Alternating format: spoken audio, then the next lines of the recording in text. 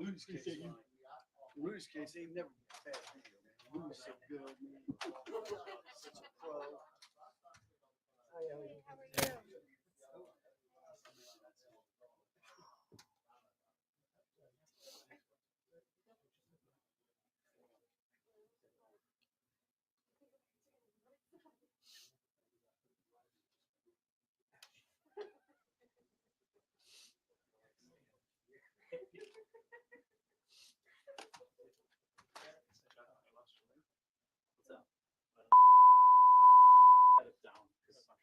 Wants to talk on the phone, he has something to say.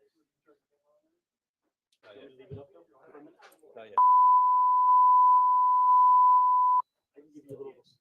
Check, check, check. One right side, right side, right side, right side. Other side. There you go. Right side. Yep. Check, check, check. 1, 2, 3. Perfect. Too many hearing devices. Can you just give me like quick check? Can you talk? Sure, mic test, 1, 2, 3, 4, 5. Mic test, 1, 2, 3, 4, 5. Perfect. Check, check, check. Yep.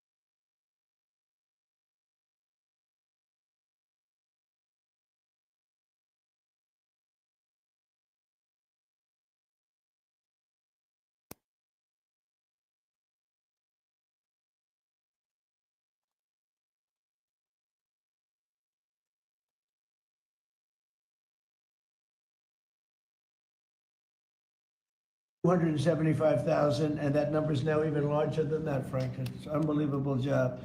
And what that's doing is making the system strong. It's making it strong. Biden never kicked anybody off. Everybody joined. And we're carrying out historic deportations to remove many more illegals committing Social Security fraud. It's the Social Security fraud that was taking place at levels that nobody's ever seen. We cleared 12.4 million names listed in the Social Security database over 120 years of age. Think of that. So we had 12.4 million names where they were over 120 years old. Is that right?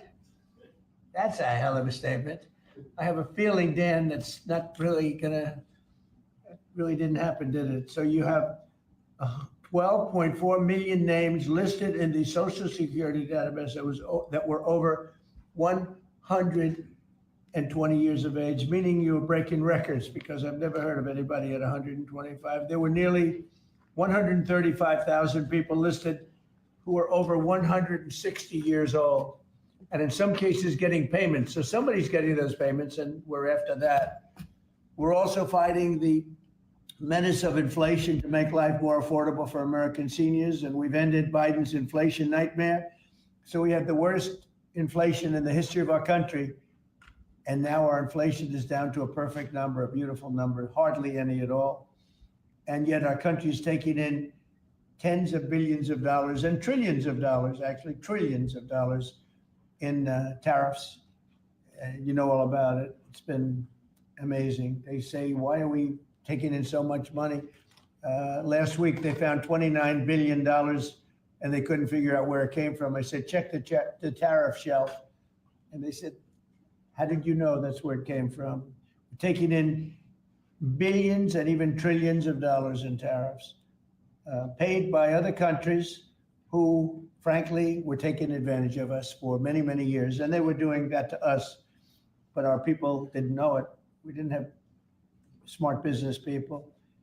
We've ended Biden's inflation nightmare and came in below expectations. And yet, again, this past month, we set records. Gasoline prices are way down, and really dramatically, as everybody knows. And energy prices have been going down, other than in certain states where you have Democrat-run states where they put windmills all over the place. Anytime you see a windmill, you'll say, well, they have bad energy costs. And it's happening in New Jersey. I saw that there's a revolution going on in New Jersey. They closed up a nuclear power plant, and they're raising electricity rates by 21, 22, and 28%, something like that. And you're going to have a new governor in New Jersey. I'll tell you what, you have a good man running in the Republican Party. He'll get them down. But what they've done is they've killed so many good sources of energy for very expensive windmills and lots of other things that don't work. 401ks and retirement accounts are soaring, and the stock market is setting record highs. Almost every day we're going record highs, and yet we're taking in hundreds of billions of dollars in tariffs. So it's turned out that Trump was right and they were wrong. A few smart people knew what was going to happen. A few of us were right. So we're going to keep the fighting going. We're going to make America's seniors every single day. We're going to fight for them. We're going to make them richer, better, stronger in so many different ways. But Social Security is like pretty much the one that we think about, and we love it, and we love what's happening with it. And it's going to be good for 90 years and beyond. Again, you were given only a short period of time. Social Security was supposed to be like down. Had they won the election, Social Security would have defaulted during Biden or Kamala's election, whoever they so chose. Two beauties. And now what I'd like to do is ask Frank to say a few words. Again, this is a man with a really storied past. He's one of the most successful anywhere in the world. What he did at JP Morgan Chase and what he did for Henry Kravis and all of the others are like legendary stories. And he just wanted to do this. He's making about a tiny fraction, I would say, a tiny fraction of what you used to make, but he didn't care. He wanted to do it. He made a lot of money. And he said, I want to run that system. I want to put it back on track. And he's got unbelievable talent over there. It's like a different place. So Frank, would you say a few words, please? Sure. Thank you. There's less than 1% tiny fraction, sir. Is that what it is? Less than one? That's a tiny That's fraction. an honor. He's It's making an this. honor. It is an honor. And I'd like to start off by thanking the president for his tireless effort in running the country and what he's done across the country, meeting every commitment. And, you know, I see it directly in the big, beautiful bill, the opportunity that it's brought to seniors, but his effort on every commitment, delivering against it and delivering on world peace tirelessly. I'd like to also thank him for my opportunity. You know, he's teasing me, I'm teasing him about the economics of the job, but the reality is to serve 300 million Americans, which is what Social Security serves, is a tremendous honor. And him putting that faith in me and building what I believe, and I think I have a right to say it, is the best leadership team ever assembled in the White House and in the cabinet. So that's my great honor. So I come here and get the opportunity to serve the American public in a manner that I never imagined in my life. And what we found was the opportunity to fix a foundation. The reality is people talk about 72 beneficiaries. I talk about over 300 million Americans with a Social Security number that we must protect through the system. And when you look at what we talk about in eliminating Social Security numbers that were live in the system, they could carry fraud through the whole system. So the first thing was root out fraud, waste, and abuse. But while doing it, the best way to be more efficient is provide more accurate payments and better service. And you heard the numbers. I think the most staggering number is that we had a website that was down 29 hours. This will be a digital first agency. And we are building my SSA accounts. That's the digital account. And we have a bold goal of 200 million Americans to have a digital SSA account by the end of next year. It will happen. Just like we had a bold goal of single digit wait time on the calls when they were at 40 minutes. And we did that. This is my 100th day. We did that within 90 days, right? Get the web up and running, bring technology to our field offices, use digital presence to answer and serve the American public. That's the job. When we do all that, then we'll really know the answer to if we have a hole, right? I was presented my second week on the job with $18 billion in errors by the Inspector General. It was public. In less than a month, we solved 9 billion of it. So that's the type of swift action we can take, right? You see the things like the big, beautiful bill for the seniors. You see better digital services. You see field office wait times down. If you make an appointment to have a field office visit, it now happens in 6 minutes. Unprecedented. We are serving more people and delivering more than was ever delivered before in a manner with the highest possible quality, and we've just begun. You should expect this to be a great digital first agency. My commitment to make this happen is as deep as the president's commitment to make the world a great place. And you see the fabulous job happening here across America and what he's doing in the world. You should expect Social Security, just like the president. I thank him for making America great again. It's happening. Social Security will be great again. You have my commitment. Thank you, Mr. President. Thank you very much. Frank. I'm going to sign the new proclamation, please. Sir, this is a proclamation both commemorating the 90th anniversary of the Social Security Act, the signing of the Social Security Act, and also the incredible accomplishments of your administration, fixing and promoting and safeguarding Social Security. And it also obviously mentions the fact that as part of the One Big Beautiful Bill, a vast majority of our senior citizens are no longer paying taxes on their Social Security benefits, as you promised in your Right. campaign and as you delivered for the American people. That's a big factor, isn't it? Huh? Yes, sir. That's great. I think they're very happy about it too. They're very happy about a lot of things. Good job, Frank. Thank you, sir. And Frank has brought with him some of the most talented people in business, and they were making a lot of money, but they made a lot of money. They had money they didn't have to make anymore, and they just want to do this. They want to have our country become strong and good, and that's what's happening. And we're doing that in a lot of locations, a lot of areas. You deal with some of the people that are commissioners, that are secretaries of state, secretaries of treasury and commerce, people that were really, really successful people. And they gave all that up to make a very small amount of money. They don't even consider it a fraction. You say 1%, less than 1%, you're less. That's pretty good. That's a big pay cut.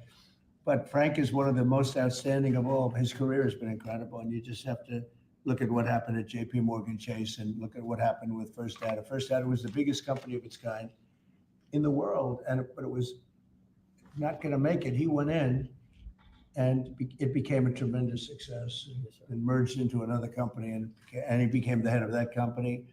Then he said, let me go save Social Security, because as big as that stuff is, it's small potatoes compared in terms of numbers, right? In terms of numbers, these are big numbers. Government numbers are big numbers. So I want to thank everybody for being here, but I'm really proud of you, Frank. And here's your proclamation, and let's take a look at what that looks like. Signed by the human hand. For a change. That's good, right? Do you have any questions for Frank? How about questions for Frank? For Frank? Mr. President? Yes, on Social Security. Please. First and foremost, this was a major campaign promise that you had. 2023, it was one of the first Agenda 47s that you put out. It was titled, "We Must Protect Medicare and Social Security." Why was this important for both of you to get done, and given the fact that it'll impact millions of lives? Well, it was very important to me because I knew how Social Security, I've been hearing about it for years, long before I came to office, that it was really going to die very shortly. And I had to put somebody outstanding in, and I was talking to him on a business sense once, and I said, this guy's amazing. And he said, I'd love to help you with Social Security, because it's sort of what he does. You know, he takes troubled entities and turns them around. And he did some of the biggest messes in the world, and Social Security in a certain way, I guess, you reported it all the time. In 4 or 5 years, it's going to go bust, but not anymore. It's not. And he's got it turned around so well. The proclamation helps. All of the things we've done help. And he's finding such tremendous fraud where we have illegal aliens. We have people that don't even exist on Social Security now. They don't exist. And what it does, it makes it totally secure and powerful for the people that are on it and need it. And we're very proud of the job he's done, one of the best. Kara Castro from Lentel TV. How are you today, sir? Democrats like Bernie Sanders and Elizabeth Warren continue to peddle the lie and the claim that you're trying to cut Social Security, despite your repeated promises to protect it. Why do you think they keep pushing this misinformation and literally terrorizing the elderly in America that sadly keep watching the very misleading mainstream media? I love your question. I should have called you almost first, but I love his questions also, always. But it's such a good question. It's so vicious what they do. Elizabeth Warren said she was an Indian. We call her Pocahontas. She's a liar. She lied her whole career. Based on the fact that she was an Indian, she was able to get into certain colleges, get certain jobs, get into certain universities to work there. She's a liar and a mean person. She's a nut job. I watched her the other night. She's all hopped up endorsing a communist in New York City. And she was all excited and jumping up and down. She's got to take a drug test. She really does. She's got to take a drug test. There's no way somebody can act that way and be normal. What she's done to our financial institutions, he destroys people. You know that you had a lot of great banks in the Midwest and banks that loaned to farmers and others, and they went out of business. She put them out of business. Stone cold mean. Banks that were open 150 years, family banks that supplied the farmers and manufacturers and others, and she put them out of business. She's a mean, horrible human being. Bernie Sanders is Bernie Sanders. I don't mind him so much. He's just a liberal guy, very liberal guy. He's a wacky guy. He's still sharp. I got to tell you, you know, he's 86 or 87 or something. He's still sharp. You compare that to Joe Biden, it's, you know, sort of what happened. So I don't mind Bernie Sanders. With him, you know what you're getting. You're getting a guy, he's a nasty guy, but he's somebody that, I don't know if I call it a fastball, but he's able to throw the ball pretty well. He's okay. I watched him the other day. He was totally on the opposite side of things. I will say this, the biggest issue right now, and an issue that's really taken hold, is crime, stopping crime in the cities. And the Democrats are fighting the stopping of crime. So I think that's like men playing in women's sports is okay, or transgender for everybody, okay. But this is a bigger issue. This is the biggest of all issues. Crime is rampant in DC. It's rampant in our generally blue-run cities. And they've got to do something about it, or they're never going to win another election. And instead of calling me a dictator, they like to say Trump's a dictator. Trump's a dictator. Well, I had calls from many, many friends, including Democrats. I have a lot of Democrat friends, but they're normal people. And they were thanking me so much for what I'm doing in DC. They feel so safe already. And at the border, we had 0 people come in, and this is done by a liberal group. They're the people that do it. I have nothing to do with it. 0 people in 3 months. We had 0, 0, and 0 for 3 months. And last year we had millions of people pouring in from all countries, from jails, from drug addicts, gang members, drug dealers by the thousands and thousands. 11,888 murderers, half of whom committed more than one murder. They flowed into our country. And for the last 3 months, we had none. And I didn't remember when Joe Biden used to always go, I need legislation. I had no legislation. I just said, we're closing the borders. And the whole world understood it because they respect your country again. They really respect this country again. They didn't respect it. When he said it, it didn't mean anything. But now they know it meant a lot. And Mexico does what we tell them to do. And Canada does what we tell them to do, because we have the 2 borders. We have the northern border, southern border. And they were both horrible. But now it's some people say it's a miracle. Well, what Frank has done with Social Security also is something very special. But what we're doing with crime, which will be your next question, I guess, that's because everyone's they're afraid. Half of the people here, maybe all of the people here, most of you live in DC, you are petrified to go out. And you're liberal. And if you're liberal, you're going to have to change. You're Democrats. You're going to have to change your ways. So we will have crime under control very shortly in DC, but they're record numbers. And sadly, what I guess the mayor did, but whoever it was, they asked the numbers to be fudged so that it would show less crime than the fact. The fact is, it's worse than it's ever been. And we will have it just like we did at the border, where with borders are totally in great shape right now, the best ever, record-setting shape. We'll have the crime situation solved in DC very soon. And we're also going to beautify the city. We have a beautiful city, but you can't have graffiti, and you can't have roads with potholes, and you can't have the medians, the dividers in the roads falling down on the street. We're going to be beautifying the city, making it really beautiful. We're going to be getting the criminals the hell out of here. We don't want the criminals in Washington, D.C. Mr. President, one on your Putin meeting and then one on DC crime. Are you prepared to offer Vladimir Putin access to rare minerals to incentivize him to end the war? We're going to see what happens with our meeting. We have a big meeting. It's going to be, I think, very important for Russia, and it's going to be very important for us, and important for us only that we're going to save a lot of lives. Look, we have, we're not paying any money, as you know, to Ukraine. We're supplying equipment. We're being paid 100% plus for that equipment by NATO. And I got NATO up from 2% to 5% of GDP. They now have billions of dollars.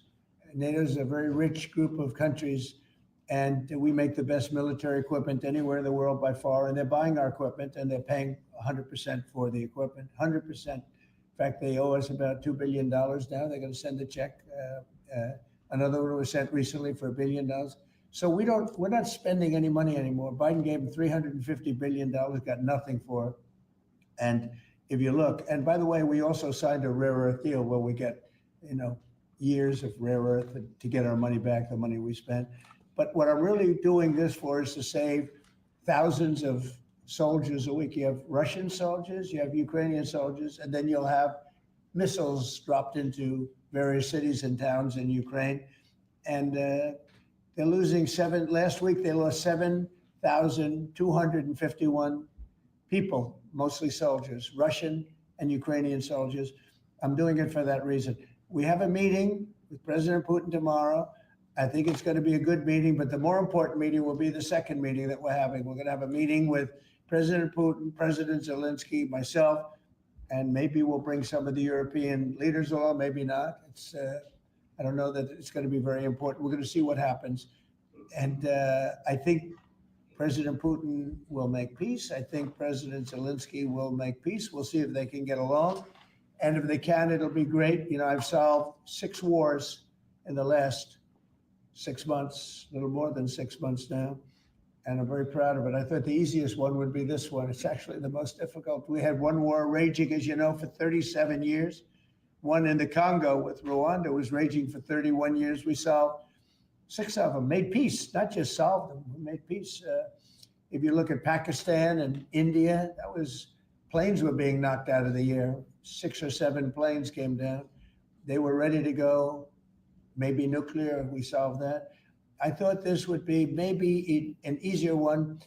It never made sense, this war. It would have never happened when I was president. If I were president, this war would have never happened. But millions of people have been killed.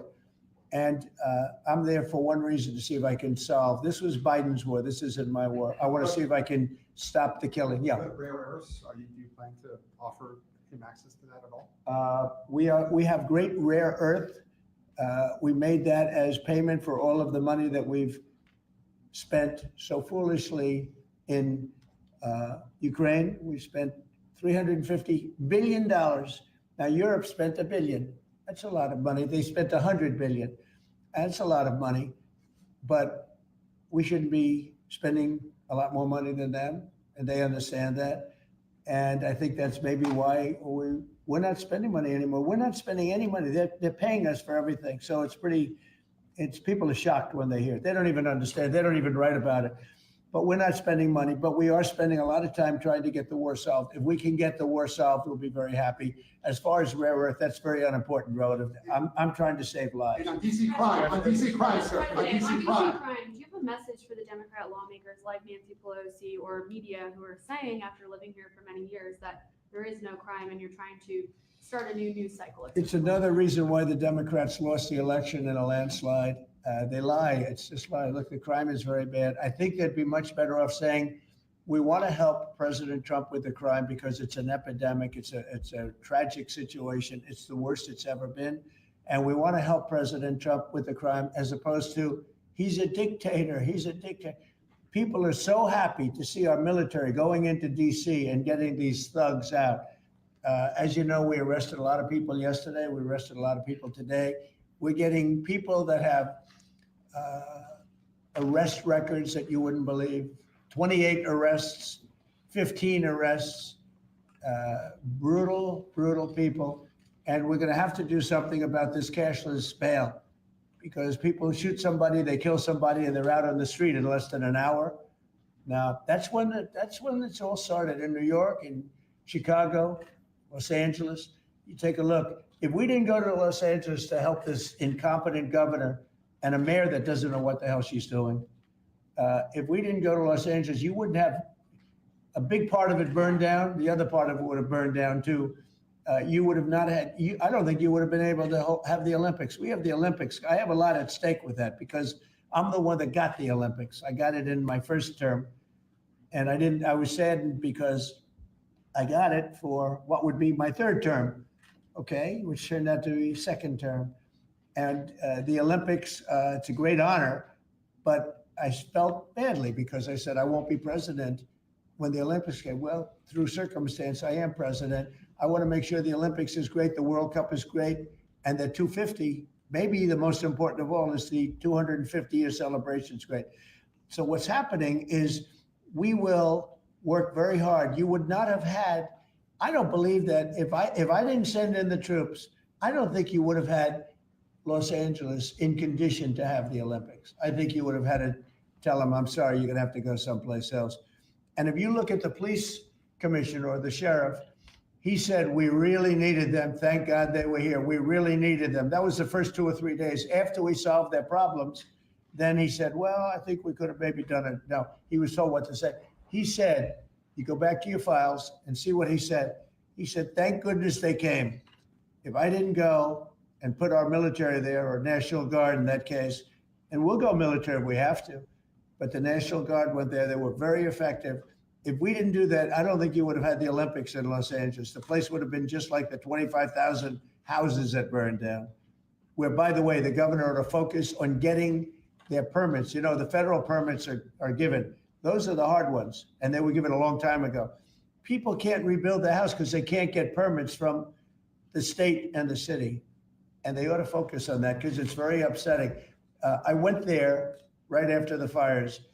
I walked the streets and I met a lot of great people. They want to rebuild their homes. We took care of it from the federal standpoint, but they're not taking care of it from the city, the mayor and the governor. They're not getting their permits. They can't build their houses. Mr. President, on DC crime. Go ahead, please. Mr. President, thank you. Do you think this summit and the incentives for peace you are putting on the table could end up rewarding Putin for his invasion of Ukraine? And what kind of signal do you think that could potentially send to other aggressors? No, I don't think it's a reward. I think that what we have is a situation that should never have started, should have never started. It didn't start under me, and for 4 years, it wasn't even discussed. And I could see it was going to happen after I left. I could see what was happening. Everything that we did was wrong. Everything that was done was wrong. Everybody's to blame. Putin's to blame. They're all to blame. This is a war that would have never happened. Mr. President, on DC crime. The other question on LA, Mr. President, earlier today, the Washington DC police chief issued an executive order allowing metropolitan police officers conducting traffic stops to notify federal immigration and customs enforcement about undocumented immigrants that they encounter. Yet the city has a long-standing pro-immigration policy, including allowing non-citizens to vote in local elections. Which is ridiculous. And limiting cooperation with federal immigration agencies. Right. Did your administration pressure the DC police chief to review and repeal these policies? And will you require other cities to roll back similar policies to avoid possible federal takeover of local law? Yeah, so what you're saying is that it was a very positive thing. When they stop people, they find they're illegal, they report them, they give them to us, et cetera. That's a very positive thing. I have heard that. It just happened. That's a great step. That's a great step if they're doing that. Yeah, I think that's going to happen all over the country. We want to stop crime. I think if the Democrats aren't strong on this issue, they won't be able to do it. I think this is a bigger issue than all of the other ridiculous things that they like open borders. Well, open borders is bad. Open borders has caused a lot of this problem, allowing millions and millions. I think 24 million people were allowed to come into our country. Many of these people from prisons, from jails, from mental institutions. This was the Biden policy. And I don't believe it was him. He was never there before. It was the people that encircled this very beautiful desk, the Resolute desk. Radical left lunatics who were smart, but radical left. And I'm very happy to hear what you just said, because I've heard that. And Mr. President, on LA, if I may, the mother of a 15-year-old California boy was briefly detained at gunpoint in a case of mistaken identity. The LAUSD superintendent says that surveillance video shows armed agents wearing police and border patrol insignia. Given the National Guard, the Border Control, ICE agents, they're not trained in local policing. What specific steps are you taking to ensure that young people are not put in harm's way with these types of operations? Yeah, what they are trained in is common sense, and they're very tough people. And they have great common sense, and they are highly trained. I heard the mayor of LA was saying, oh, they're not trained this way. I heard this character from, where was he from? They talk about him as a candidate. He's got no chance. The governor of Maryland, I watched him this morning saying that the governor of Maryland, yeah, they say maybe he'll be a president. He's not presidential timber at all. But I heard him today talking about how the National Guard or the military is not trained in police, but they're trained in common sense, and they're trained in not allowing people to burn down buildings and bomb buildings and shoot people and all of the things. They've done a great job. Again, if we didn't send them, and very importantly, if we didn't send them into Los Angeles, the rest of Los Angeles would have been burned down to the ground. When you look at Minnesota, Minneapolis, I sent them into Minneapolis because the governor wouldn't make the call. If I didn't do that, you wouldn't have Minneapolis, it wouldn't be, I don't think it would be existent today. You remember the famous scene burning over the CNN anchor's shoulder? He said, everything seems to be very peaceful. And behind him, the whole city's burning down. So you had the whack job governor who ran for vice president and made a fool out of himself. You would have had, I saved that city. I'll tell you, I saved that city. So the bottom line is these are very tough people that are trained in a thing called common sense. And they're also trained in doing what we're talking about right now. And you watch crime stop, but you wouldn't have Los Angeles. It wouldn't be existent today. We would have had to cancel the Olympics if I let that go on. Mr. President, will you pressure Israel to allow journalists into Gaza to cover the humanitarian efforts the U.S. is pursuing? And I'd like to see that happen, Jim. would you pressure? I would like to see it happen. I would be very fine with journalists going in. It's a very dangerous position to be in, as you know, if you're a journalist, but I would like to see it. And on tariffs, Brazil, Mexico, and Latin America are getting closer to China, and they say it's partly because of the tariffs you're imposing those countries. Are you concerned them getting closer to China? No, not at all. I'm not concerned at all. They can do what they want. None of them are doing very well. And what we're doing in terms of economics, we're blowing everyone away, including China. We're doing better than any other country in the world right now. Brazil has been a horrible trading partner in terms of tariffs. As you know, they charge us tremendous tariffs, far, far more than we were charging them. We weren't charging anything, essentially. And Brazil has some very bad laws happening where they took a president and they put him in jail, or they're trying to jail him. And I happen to know the man, and I will tell you, I'm pretty good at people. I think he's an honest man. I think what they've done, this is this is really a political execution that they're trying to do with Bolsonaro. I think that's terrible. But they also treated us very badly as trading partners for many, many years. One of the worst countries on earth for that. They charged tremendous tariffs, and they made it very difficult to do anything. So now they're being charged 50% tariffs, and they're not happy, but that's the way it goes. Mr. President, on DC crime, sir, on DC crime, are you concerned at all that some federal officers that are helping DC police might be being pulled away from other high priority assignments? Like what? Like what? Terrorism. Oh, really? Terrorism? They'll stop terrorism as part of what they're doing right now. No. The soldiers that we have, first of all, we have plenty of them, long beyond what that you have here. We're just using a very small force.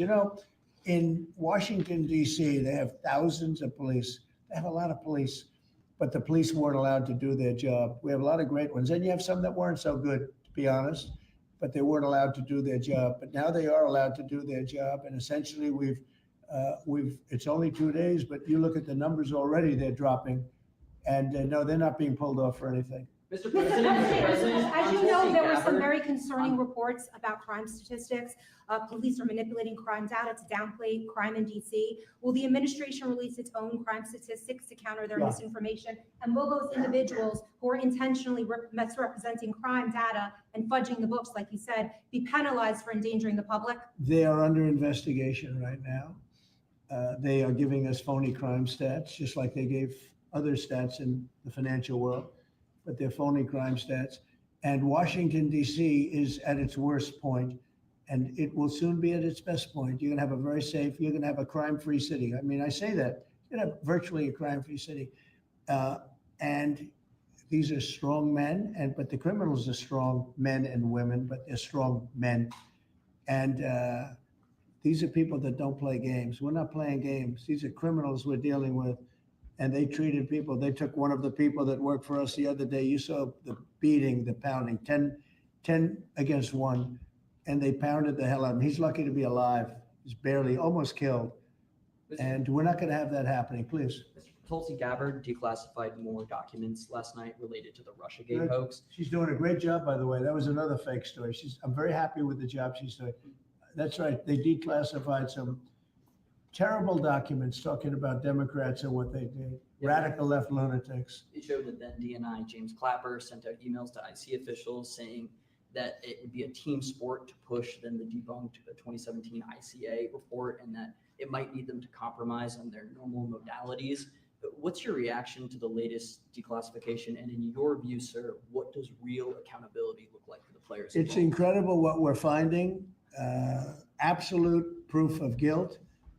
And we'll see what happens. But Clapper and Comey and that whole group of criminals, they're criminals. And they made it very tough. You know, they did the fake Russia witch hunt that lasted for 2 years.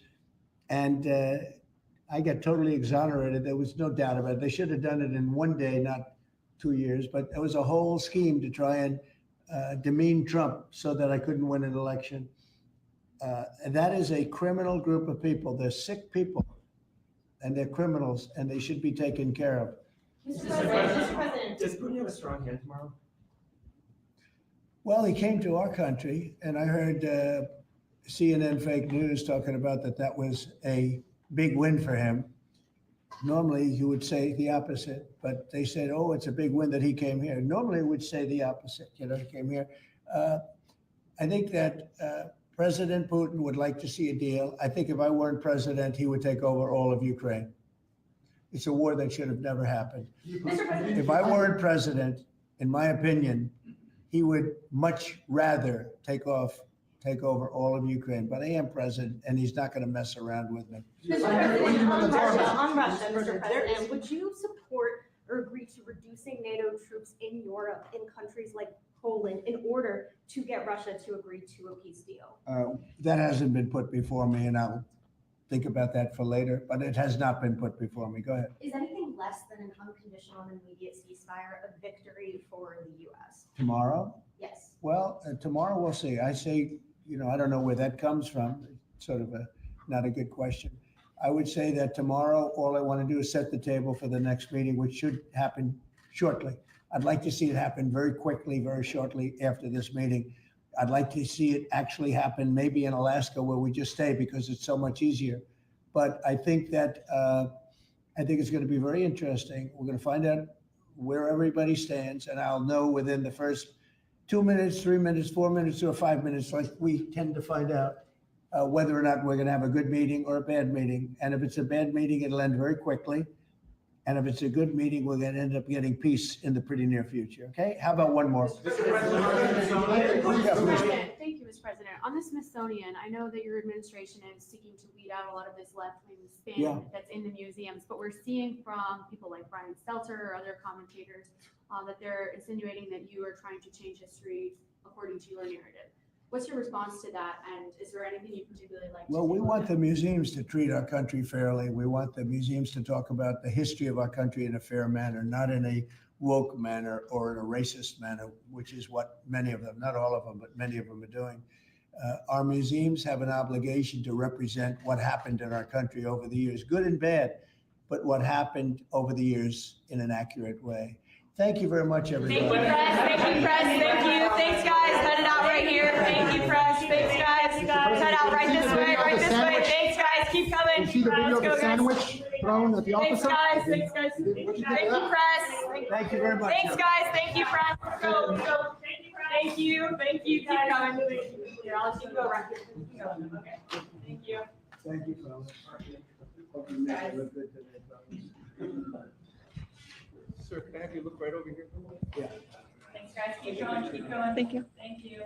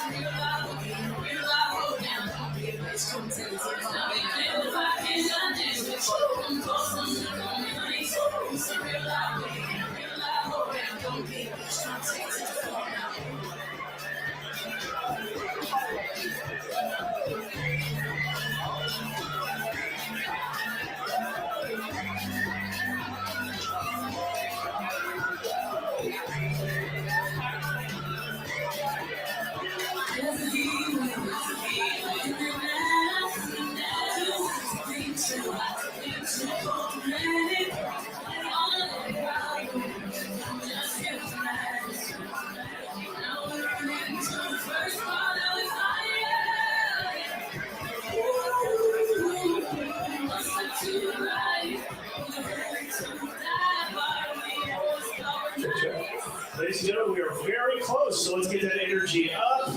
Let's hear some voices, let's hear some signs.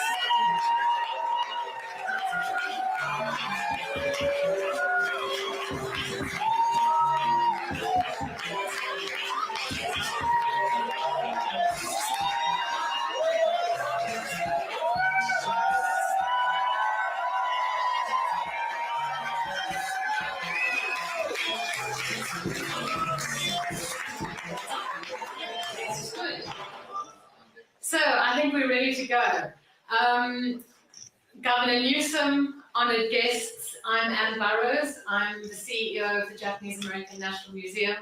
And it's such an honor for me to welcome you all to the museum, and particularly to welcome you to the National Center for the Preservation of Democracy. And it's the place where we gather people together to talk about difficult issues that relate to race, identity, social justice, and the fragility of democracy. And I should add that it's no accident that the museum and the Democracy Center were built on this very site. Because this is where, in 1942, LA's Japanese American families were forced to board the buses that took them to the incarceration camps for the duration of the war. So for us here at the museum, this is hallowed ground. For us here at the Democracy Center, this is the ground zero point, one of the ground zero points in the civil rights history of this country. And we should note that what happened in 1942 is not much different from what is happening now as ICE is stalking the streets of our city and the terror that ICE is inflicting on our sisters and brothers in the immigrant communities. So it's this, thank you.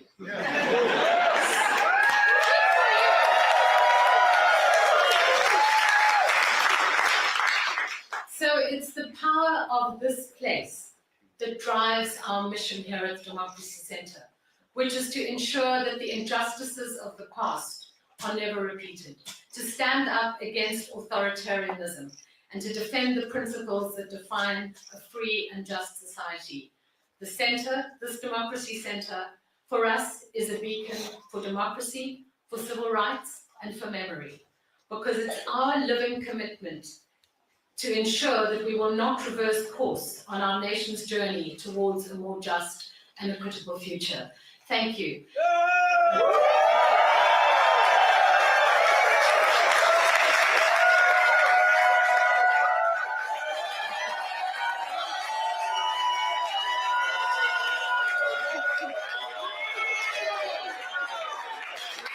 And now it's my very great honor to welcome to the stage Sarah Sadwani, who is from the California Redistricting Commission. Thank you.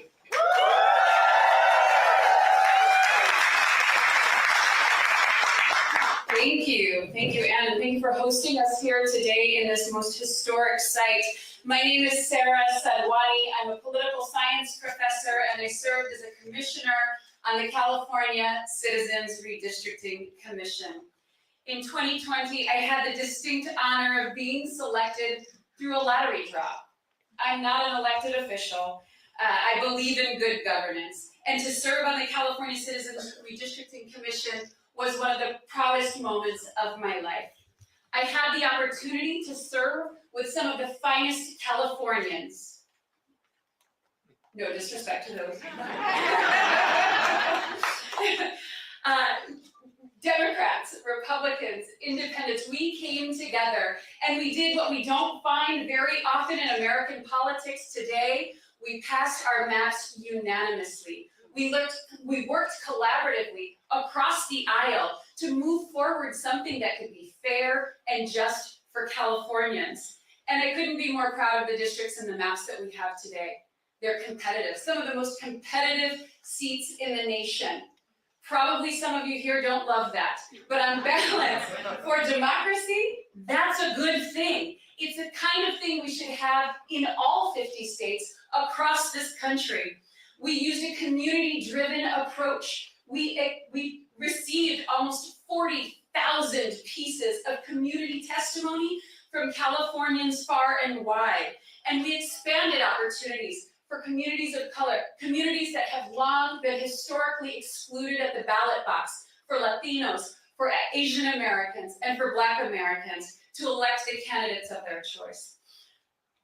But these are extraordinary times, and extraordinary times call for extraordinary measures. We have witnessed masked gunmen kidnapping our neighbors off the streets, and my understanding is they're outside waiting to do it again. We have seen not just the toleration of political violence, but the encouragement of it. On January 6th, against nonpartisan election officials, and the deployment of the National Guard in our cities, turning our cities into police states. And if that wasn't enough, we are watching executive overreach that no doubt is making our founding fathers turn in their graves. And we have to take action. These are the hallmarks of a democracy in peril. My political science colleagues, Stephen Levitsky and Daniel Ziblatt, who authored a very famous book at this point, How Democracies Die, wrote, "Protecting democracy requires more than fright and outrage. We must be humble and we must be bold." I'm here today to be humble, to set aside the good work of California, but I do so with the expectation that this is a one-time occurrence, that this does not subvert the will of the people of California. And I call upon these many leaders who have joined here today to be bold, to fight for American democracy, to not just pass maps for 2026, but to fight for independent redistricting in all 50 states so that we can level the playing field.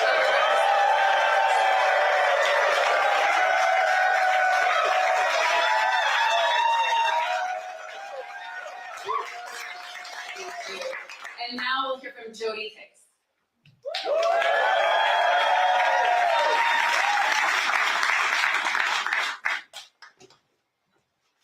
Wow, thank you so much. Thanks for having me here today. I am Jody Hicks. I'm the president and CEO of Planned Parenthood Affiliates of California. So representing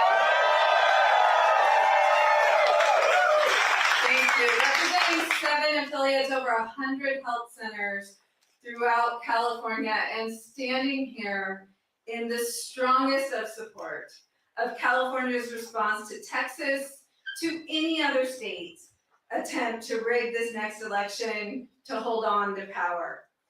And I want to tell you why. If you remember, it was not that long ago that this administration changed the rules to appoint anti-choice justices to the Supreme Court with a mission to overturn Roe. And that's what they did. 50 years of protections that women had are obliterated because of this Supreme Court. And what they tried to tell everyone is, it's okay, we're just putting the rights in the states.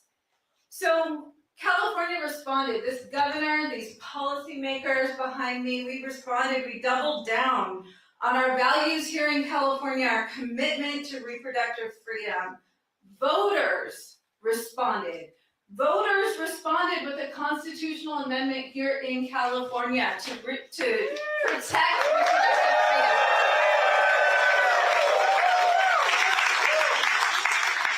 Voters responded to what was happening across the country by flipping congressional seats here in California, by kicking out those anti-abortion extremists in an attempt to flip the House.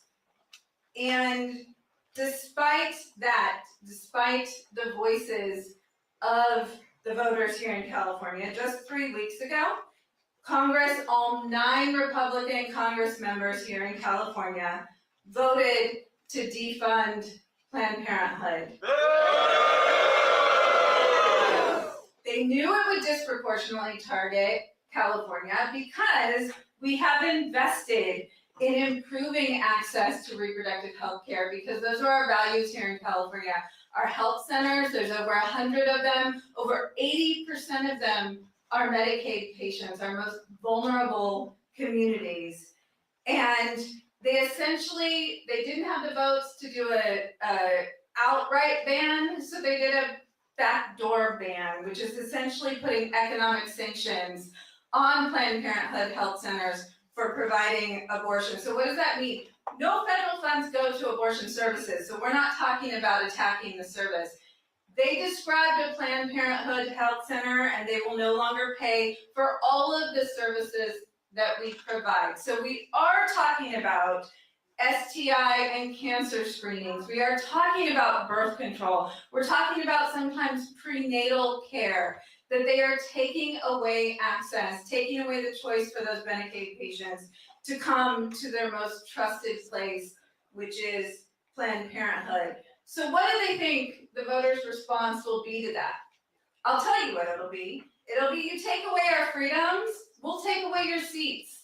We'll flip it out. They know that will be the response, but what are they gonna do as a response to that? They're gonna rig elections. They're gonna rig elections in Texas, wherever they need to, in order to ensure that they have power. So let me be clear. If Republicans are successful in consolidating power, safeguarding their majority in Congress, a national abortion ban is not off the table.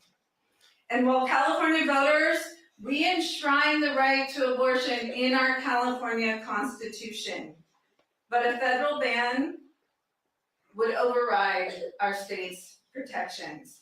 And we can't let that happen. We can't sit idly by while the Trump administration, while their backers in Congress pursue every avenue to strip blue states of their autonomy of people's fundamental rights. Republicans in Washington, across the country, they continue to become more bold. They're more brazen, they're more cruel. And if we do not fight back, they will continue to seize unfettered power, defy the will of the people, and threaten the health and well-being of all of us. So 3 years ago, we stood before California voters and asked them to stand with us, to put protections in our California Constitution. And guess what? 67% of Californians did that. So today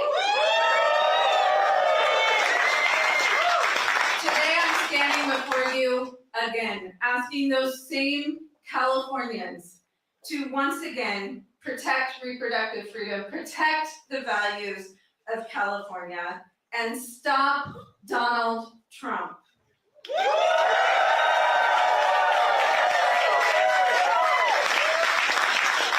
We have to fight back. It is the right thing to do. It's the necessary thing to do. And this is California. We don't have another choice. Thank you. And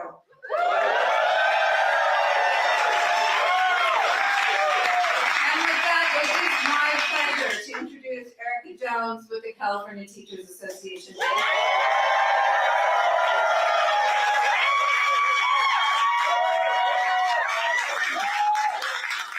Good morning. My name is Erica Jones, and I am the Secretary Treasurer of the California Teachers Association, a union of 310,000 public school educators. I am also an elementary school teacher here in Los Angeles. The Trump administration is waging war on every public institution we hold dear. In the short few months he has been in office, he has worked with Republicans, including 9 from California, to freeze funds for critical education programs, including after-school programs, teacher trainings, and migrant education programs. He's cut healthcare for millions of our students and their families, attempted to dismantle the Department of Education, and pass a voucher program designed to destroy public education entirely. There have also been unprecedented attacks on our immigrant communities and our LGBTQ+ students and families. The Trump administration removal of schools as safe zones from ICE has unleashed a level of trauma and fear that no one should have to endure, let alone our children. Just this week, a 15-year-old student here in Los Angeles was detained by federal agents outside Arleta High School. Our students deserve better. The majority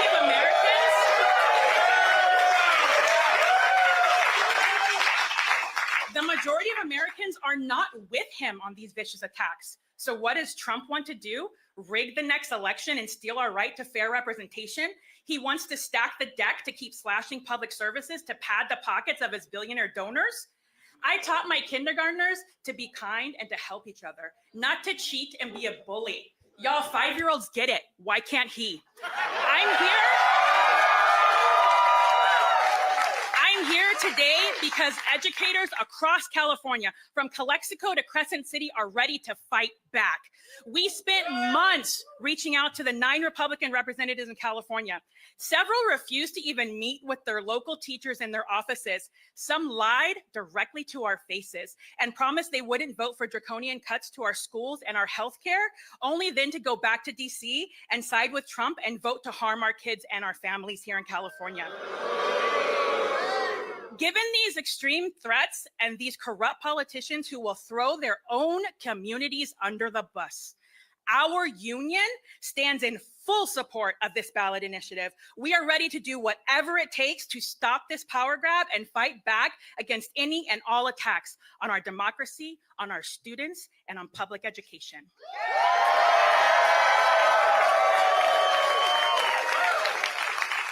It is now my honor to introduce Lorena Gonzalez, President of the California Federation of Labor Unions.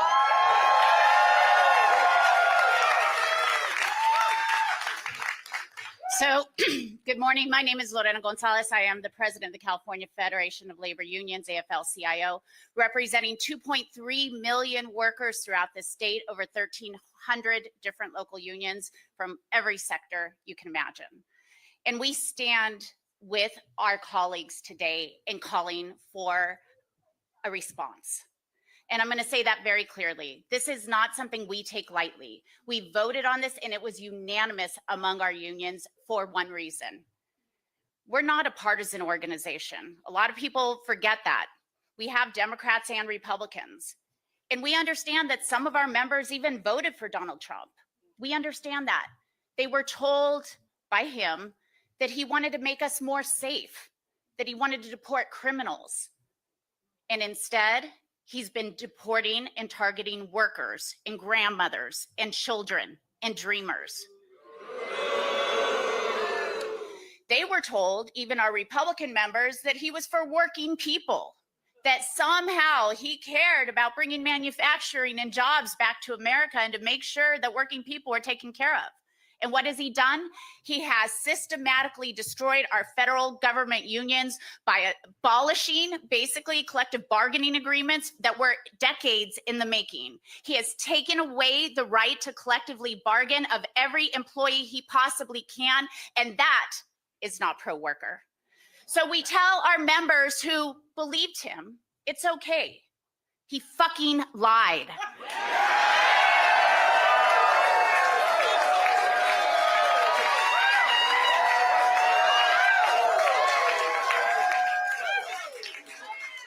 We don't blame them, but we do tell them this. And they know this because they showed it in the last election. Even those who voted for Donald Trump in some of our reddest areas in the state said, we are going to send a check by voting for a Democrat to Congress. We had split ticket voting in a number of districts, and in fact, flipped 3 of those. That's what Donald Trump was afraid of. That's why he went to his lapdog in Texas and said, do something for me because they're about to come get a couple more. Yes, we were. But if he wants to cheat, we're going to fight back. We are tired of lapdogs. We want people who are independent, not obedient. And it's time for us to show a little disobedience to Donald Trump. It's time for us to fight with everything we have, because if we care about working people, and I very much do, and I know the people behind me do, if we care about unions, the right to make better for your life, to work a hard day and be able to come home and afford a house, to put your kids through college, to put food on the table. If we care about this, then we have to fight and make sure elections are fair.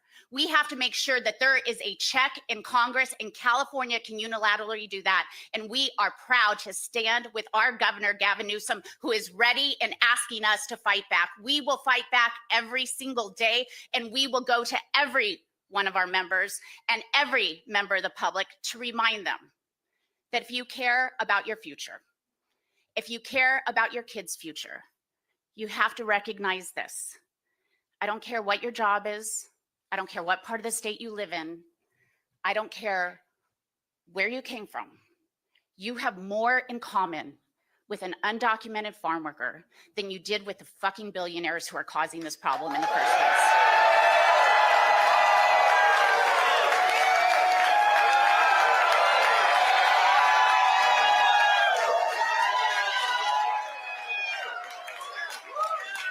And since I've exceeded my number of fucks today, it is my pleasure to bring up somebody who has seen firsthand the destruction caused by this administration. My brother, David Huerta, the president of SEIU, California State Council.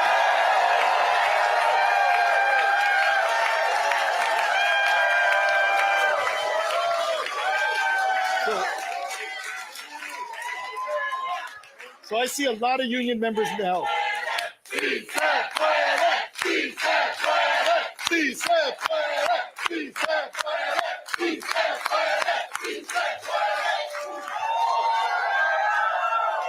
When we fight,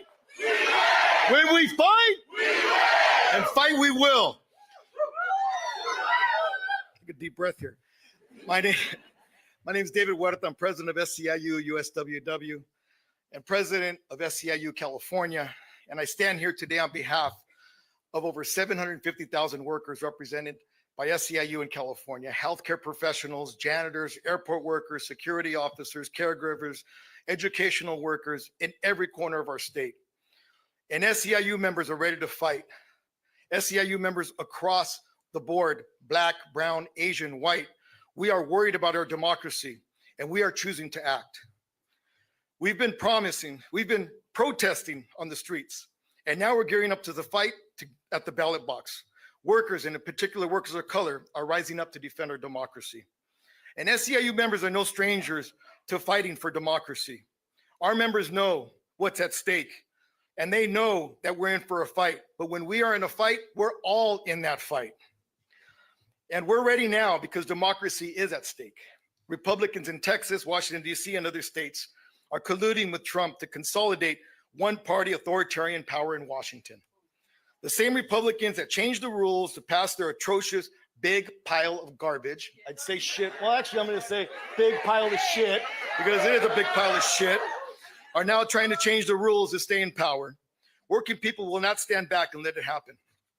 Republicans have one goal, and that goal is to silence the voices of working people, divide brown and Black communities in particular, unleash terror in immigrant communities, and establish a government that will serve corporations and the wealthy, not the working people. And it's particularly important that we are gathered in our beautiful city of Los Angeles, because it is here on June 6th that they unleashed hell on our streets. It's here on these streets that masked men came into communities, unidentified, incarcerating, taking working people, taking mothers, fathers, aunts, uncles, neighbors off our streets. And for me is with the great sense of pride as an Angelino that we saw our community defending family, defending community, but most of all, defending our democracy.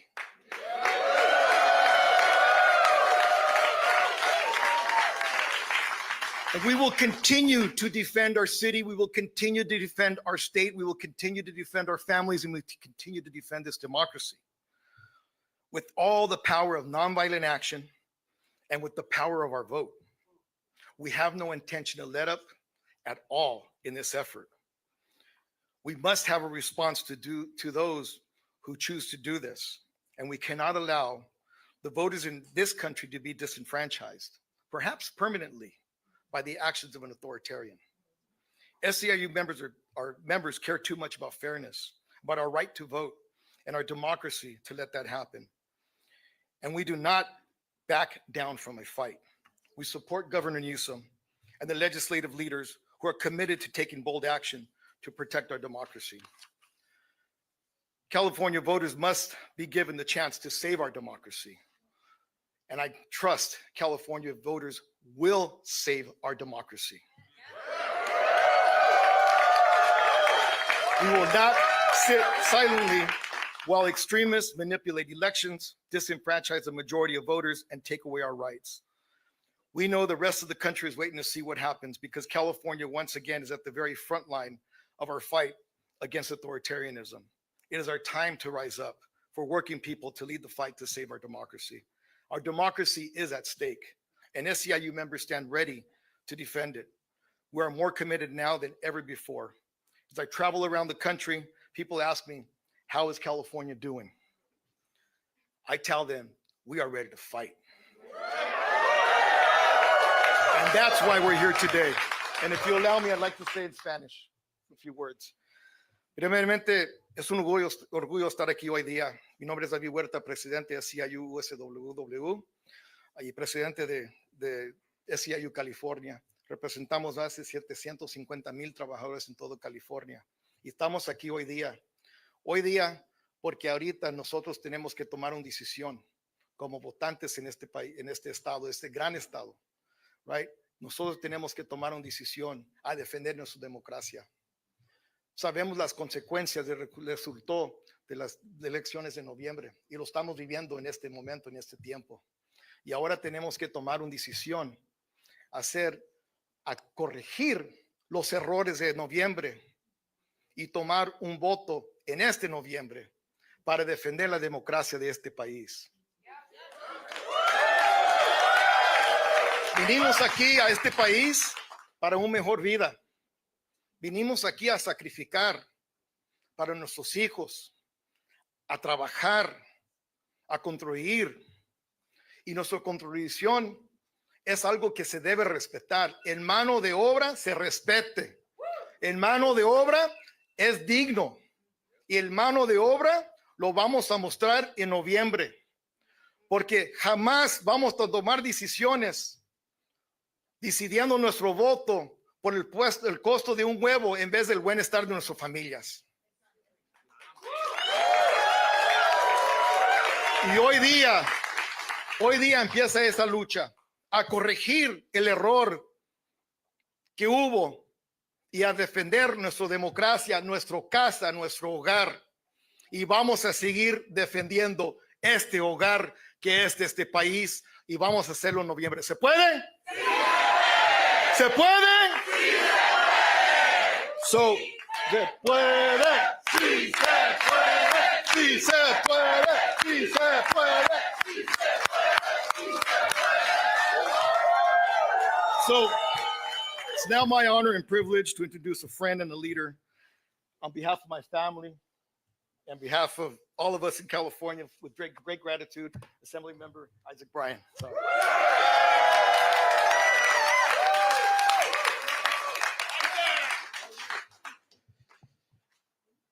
Can y'all give it up for David Huerta one more time? He's the only person I've seen in my whole life who can come out of an ICE detention cell barefoot and still hit the block the next day ready to stay active.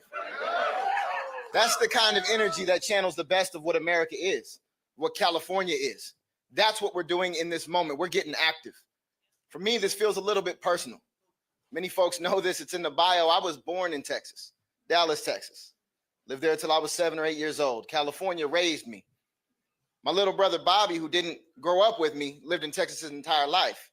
And he flew out here this week so he could be a part of this moment. Because just like those 55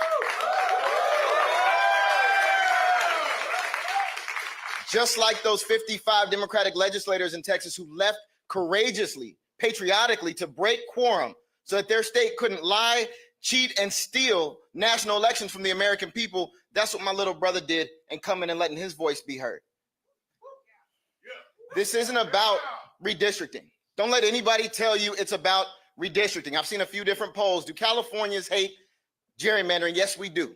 Do the American people hate gerrymandering? Yes, we do, and we absolutely should. That's not what this is about. This is about whether we will let the authoritarian in the White House break our democracy while we sit silent, while we take a high road that doesn't exist anymore. Now isn't that moment.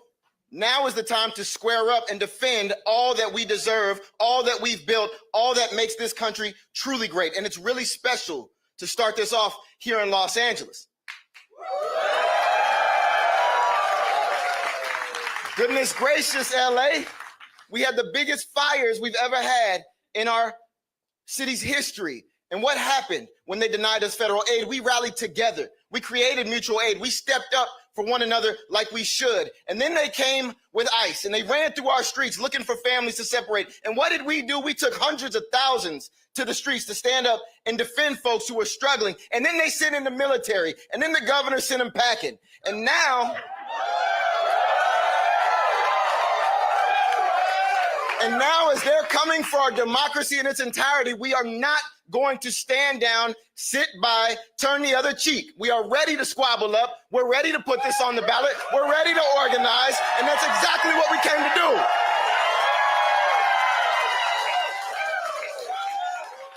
Fannie Lou Hamer said, we don't run from our problems. We face them head on. We're going to face this one head on. And next, it is my honor and my privilege to introduce my sister in the legislature, the chair of the Elections Committee in the State Senate, Senator Sabrina Cervantes.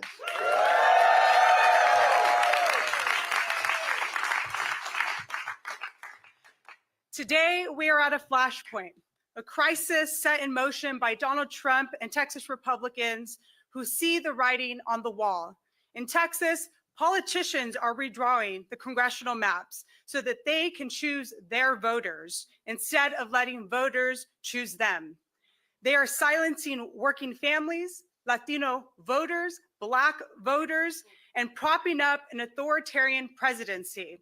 That's not democracy, that's cheating. Here in California, we do it differently. We have an independent citizen, not politicians, drawing our map so that every vote counts equally.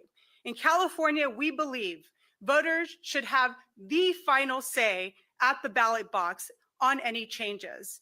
The American people have made it clear. People want their health care, not tax cuts for billionaires. People want lower prices for working families, not tariff taxes that are costing American consumers hundreds of billions of dollars. People want a government that trusts science and fact, not secret police dragging innocent people off the streets into unmarked vans. They know their cruel and draconian policies are failing, and they can't win in competitive districts. So instead of earning the voters' trust, they're trying to cheat their way to victory. We've seen this pattern before. When Trump doesn't have the votes, he manufactures them. Last week, our colleagues in Texas told us about being tracked by the FBI, facing bomb threats, facing death threats. This is the reality that they are living. Republicans like Trump and Abbott have the power to stop it. They refuse. This power grab will not just stop in Texas. If they succeed there, they will try it everywhere. We must be ready to fight because it is our duty to stand up and push back. The stakes are far too high for anyone to sit on the sidelines. The 2026 election could be our last chance to check Trump's reckless abuse of power. National redistricting reform is needed now more than ever. If other states followed California's lead and created independent, nonpartisan commissions, we wouldn't be in this crisis today. If Texas does the right thing and backs off, we will follow suit and our ballot measure will be shelved. Californians, you are the firewall. In this country, the power belongs to the people and we are not giving up.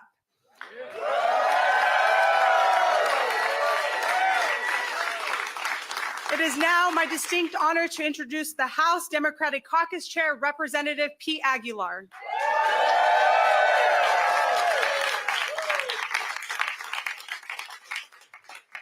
Thank you so much, Senator Cervantes. I'm Pete Aguilar. I'm chairman of the House Democratic Caucus, and I'm proud to be here on behalf of my House Democratic colleagues in California.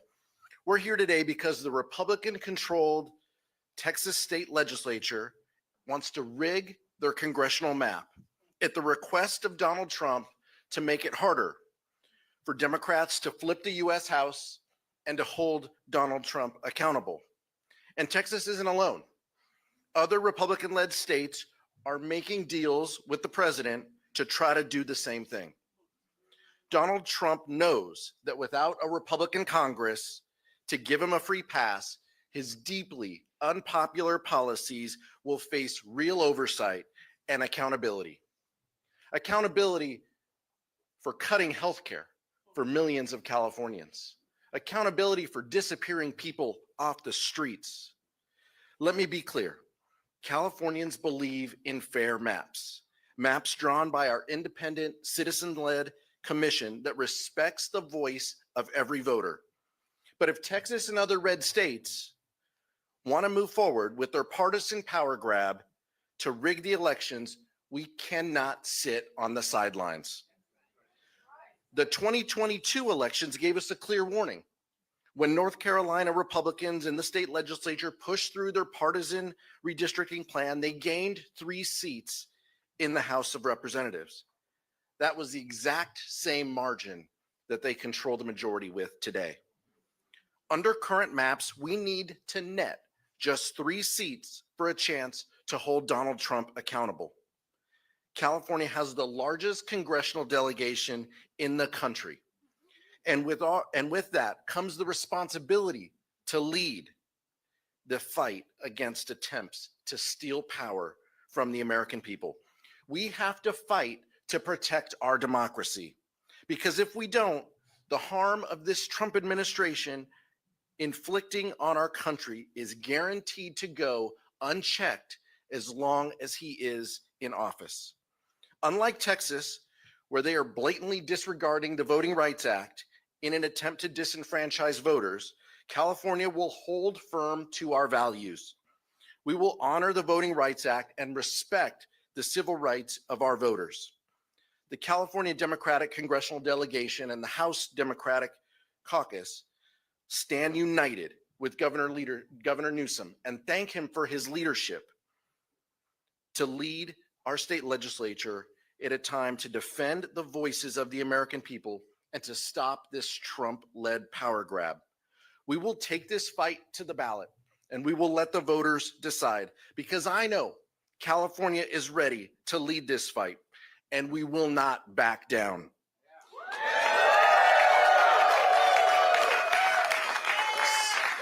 Someone who has a proven track record in defending democracy, our Senator, Adam Schiff.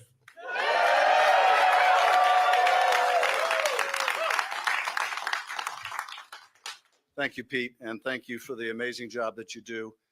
Folks, we are at a precarious moment in our nation's history.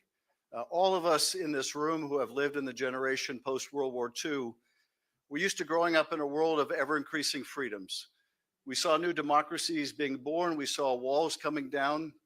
We saw our freedoms expand, the freedom to speak our mind or practice our faith or to love whom we would love. And we thought that this was inexorable, that it was like the moral arc of the universe always bending towards justice, until suddenly we found ourselves in a world where it was not bending towards justice, until suddenly we saw not new democracies being born, but new autocracies.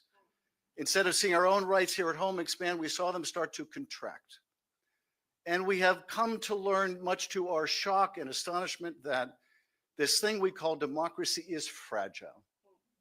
And now we are on the precipice of another great threat to our democracy, and that is this effort by Donald Trump and Republicans in Texas to take people's vote away, to make the votes of those in California worth less, by taking lines in Texas that are already horribly gerrymandered to elect Republicans and making them worse. This is a president who has never viewed himself as a president of the United States of America, but only as a president of some of the states and some of the regions that voted for him. This has never been the case in America. But I will say this, you come after our votes in California and we will fight you tooth and nail.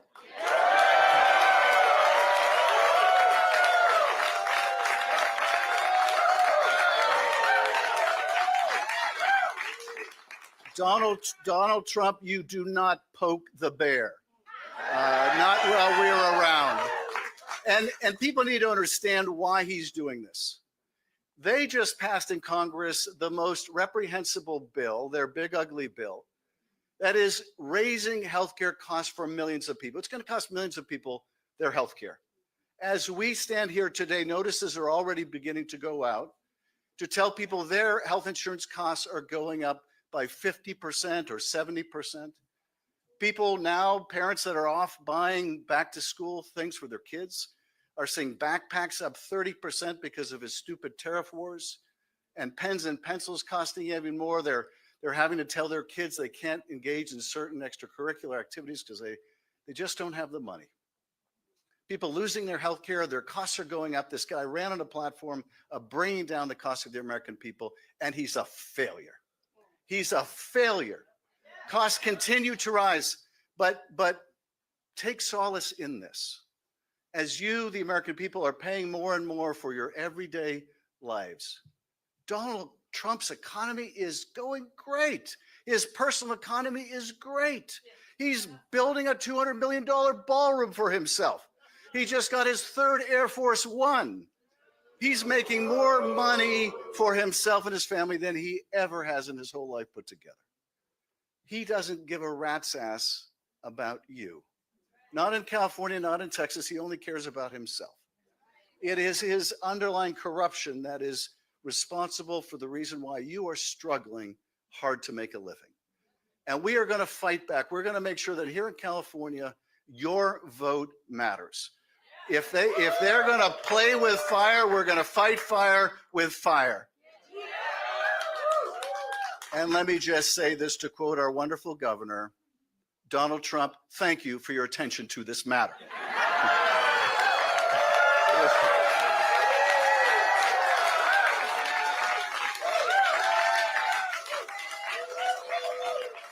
It is now my great pleasure to recognize my wonderful colleague, Alex Padilla. Thank you, Alex, for all your amazing leadership.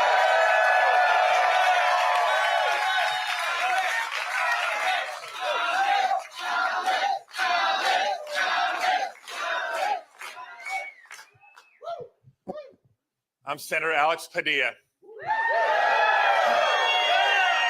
And I have a question for the people of California. Are we ready to stand up for our democracy? Are we ready to speak up for our democracy? Are we ready to vote this November and defend our democracy? I thought so. Look, let me also add a little bit more light as to why we are here in this moment. It's been nearly 7 months of this Trump administration. And when we stop and look at it, you can't help but come back to the words costs, chaos, and corruption. Right? The costs on working families keep going up and up. These failed tariff wars are increasing costs for us. When you deport workers in agriculture and construction, you can't wonder why the cost of housing goes up and the cost of food goes up. Billionaires are getting their tax breaks, but working families are paying the price. Chaos. It's not just these on again, off again tariff wars out of the White House. It's what's happening as communities are terrorized in the city of Los Angeles, throughout the state of California and beyond. That's right, when masked agents come out of unmarked cars and disappear people, that is intentionally created chaos, violating the Constitution. Not just bad for democracy, it's also bad for the economy. But worst of all is the corruption. And I won't get into the ways that Donald Trump and the whole family is enriching themselves by leveraging this position. We're here to talk about what's happening in Texas and California as it pertains to redistricting. When Donald Trump calls officials in Texas and says, give me 5 more Republican seats, didn't it sound the same as when he called the Secretary of State in Georgia after losing in 2020 and saying, find me 11,000 more votes? It's corruption. He's trying to rig the system. One of the earlier speakers said extraordinary times call for extraordinary measures because we're not living in normal times. In normal times, a political party in power would be proud of their accomplishments, and they'd be running on their record asking for voters to keep them in power. That's not what's happening right now. With Donald Trump and complicit Republicans in Congress gutting health care, threatening Social Security, undermining the Constitution with this immigration enforcement deportation agenda obsession they have of 3,000 arrests per day. They know they're not just unpopular, they're wrong. And the only hope they have of keeping power next November is to rig the system. And so that's what they're doing. They're rigging the lines, they're rigging the system, they're trying to rig next year's election, and California's not going to stand for it.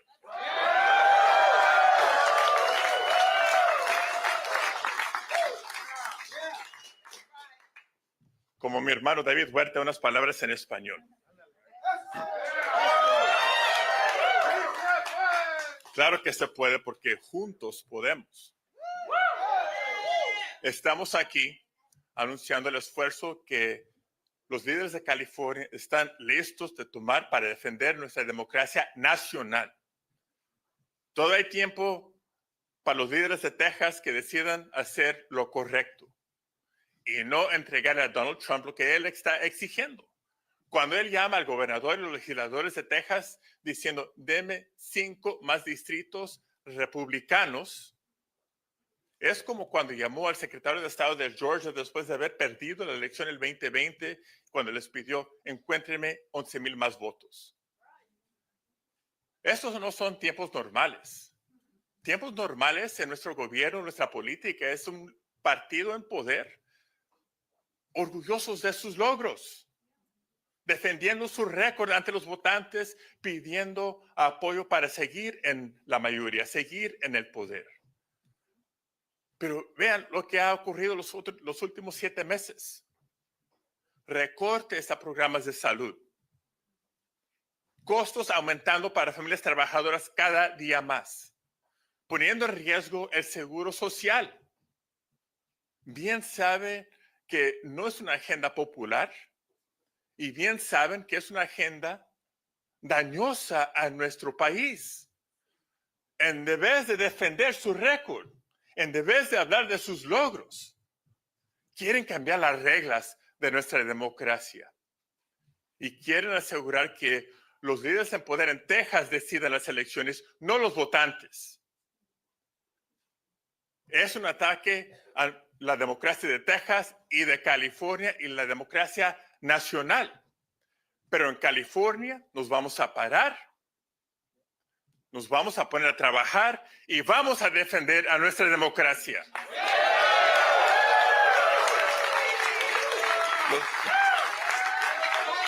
Este noviembre los votantes de California van a determinar si seguimos con una democracia fuerte o no.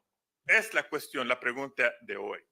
So this November, the people of California will stand up and speak up and determine whether we defend our democracy, because California is proud to lead. California always leans in on the biggest challenges, not just for our state, but for our nation.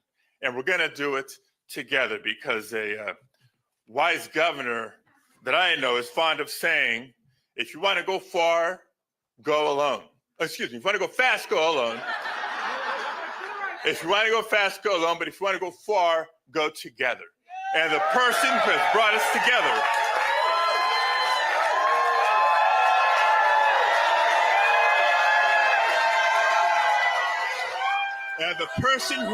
us together for this fight of all fights is our friend, Governor Gavin Newsom.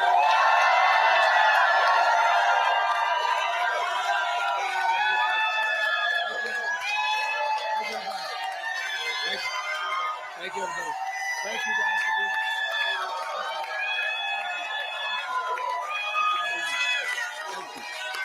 Thank you.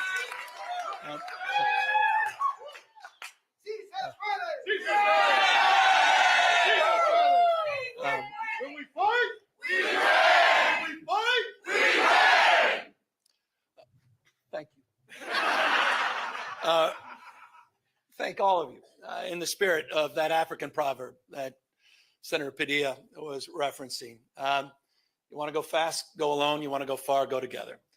And I look back at this audience and I look at all of you united in this cause. And I'm reminded where we are at this precious moment in time. We are in Los Angeles. The most diverse city in the most diverse county, in the most diverse state, in the world's most diverse democracy. And I've long believed that the world looks to us, to all of you, to see that it's possible to live together and advance together and prosper together across every conceivable and imaginable difference. What makes LA great, what makes California great, and what makes the United States of America great is that at our best, we don't tolerate our diversity, we celebrate our diversity. And it's a point of pride because we're all in this together. Where are we? At Democracy Center. And right outside, at this exact moment, are dozens and dozens of ICE agents. Donald Trump, you think it's coincidental? Donald Trump and his minions, Tom Homan, tough guy, clearly decided, coincidentally or not, that this was a location to advance ICE arrests. Indiscriminate? Perhaps. We'll find out later. It was certainly indiscriminate when a 15-year-old disabled boy had a gun put to his head in Los Angeles trying to go to school just a few days ago.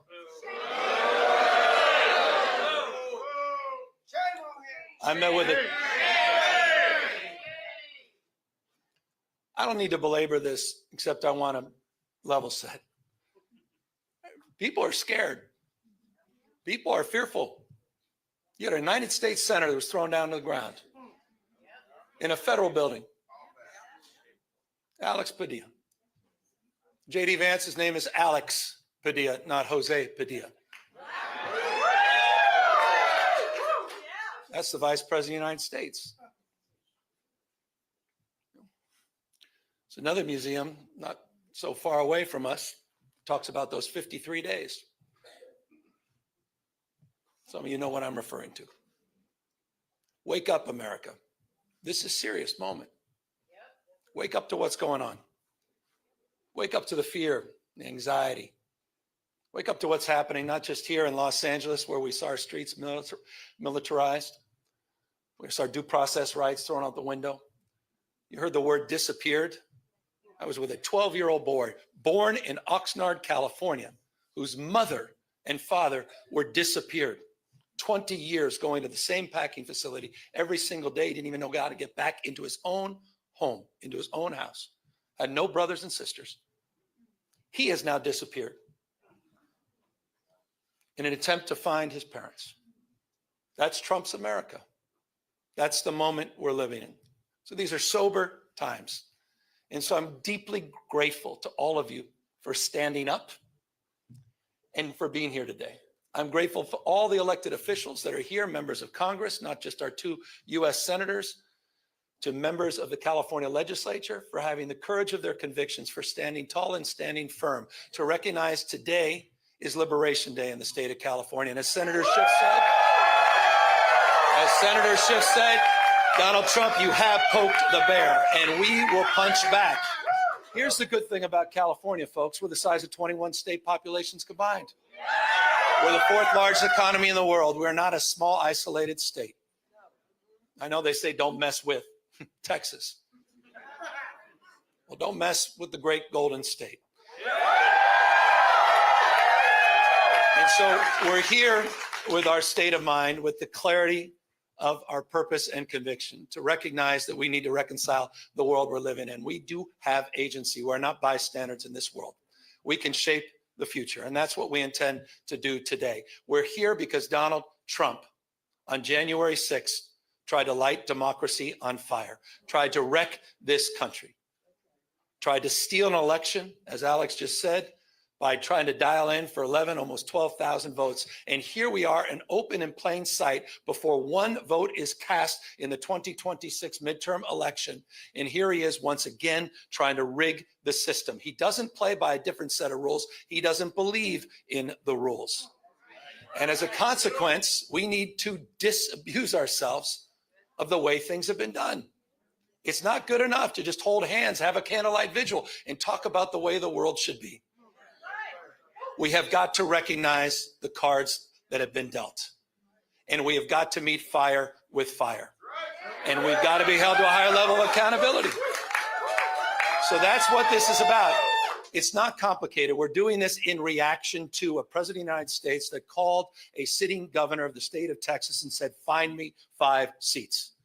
We're doing it in reaction to that act. We're doing it mindful of our higher angels and better angels. We're doing it mindful that we want to model better behavior, as we've been doing for 15 years in the state of California with our independent redistricting commission. But we cannot unilaterally disarm. We can't stand back and watch this democracy disappear. We can't stand back and watch this democracy disappear district by district all across this country, not just in Texas, but in Missouri, where J.D. Vance went just a week ago, in Indiana, in places like Ohio, in places like Florida. We need to stand up, not just California. Other blue states need to stand up. We need to be firm in our resolve. We need to put back. So we're here in that light. And I'm grateful to have remarkable partners in the legislature. It's a tall task. We're asking them for 2/3 of a legislative consent, but this is the difference. This is the difference between what's happening in Texas and what's happening here in California. We didn't receive a phone call from the President of the United States to then quietly go in the back room and start drawing maps and legislatively try to jam them through against the consent of the people. We're doing precisely the opposite.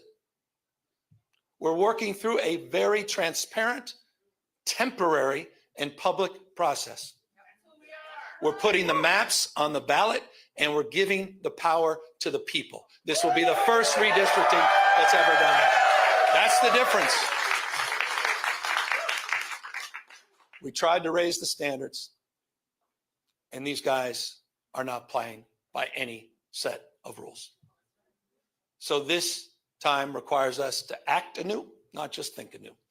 And so I'm grateful to all of the remarkable leaders that have stepped up, this unifying effort here in the state of California. And we'll be asking for the people on November 4th, a special election coinciding with a lot of local municipal elections, to provide a temporary pathway for congressional maps.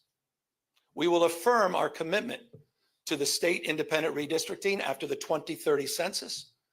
But we're asking the voters for their consent to do midterm redistricting in 2026, 2028, and 2030 for the congressional maps, to respond to what's happening in Texas, to respond what Trump is trying to excite.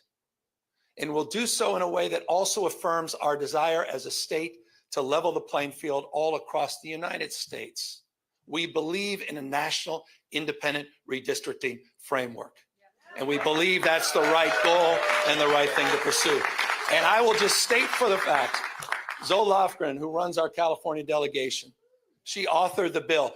Democrats unanimously supported that National Independent Redistricting Commission. Republicans were nowhere to be found. They want to rig these elections, and they want the power that gerrymandering provides, because they know what Donald Trump knows. He's going to lose the midterms. He knows de facto his presidency ends in 17 months when Speaker Jeffries is back in office. He knows it.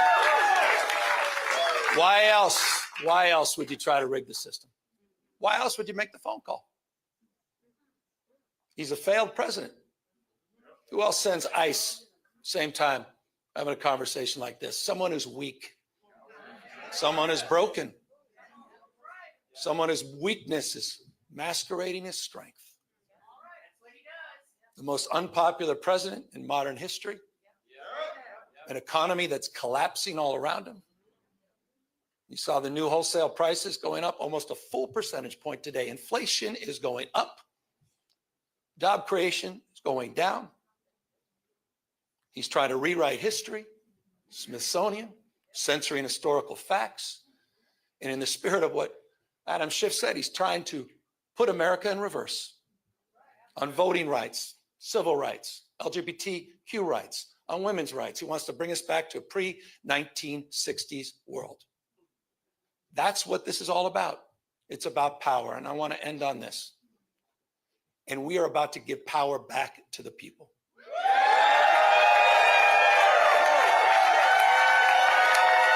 You have, on November 4th in California, you have the power to stand up to Trump.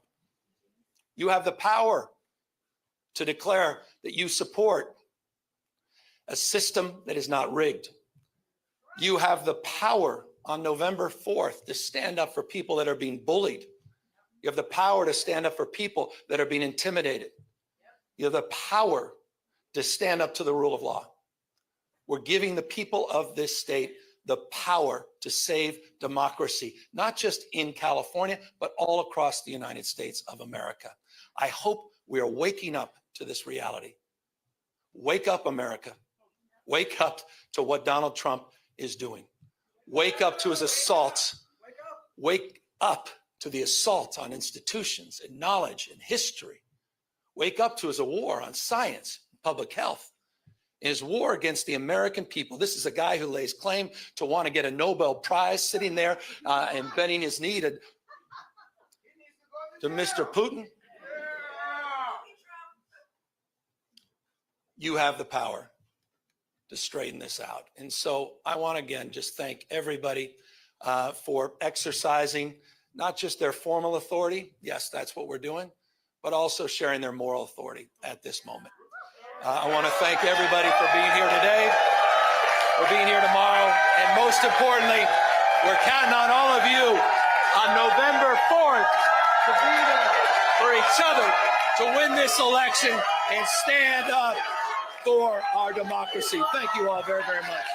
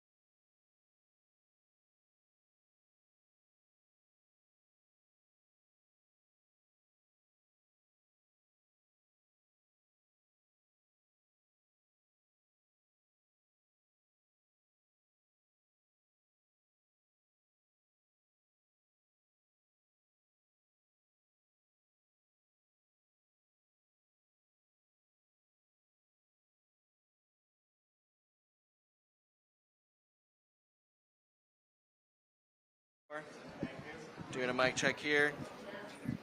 All right, mic check, 1, 2, 3, 4. We're all set.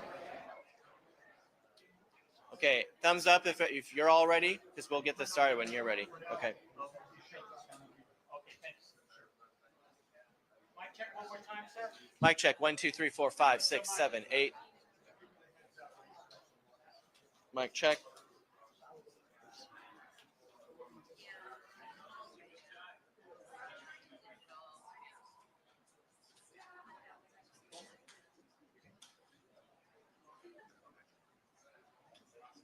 I'll give you a warning.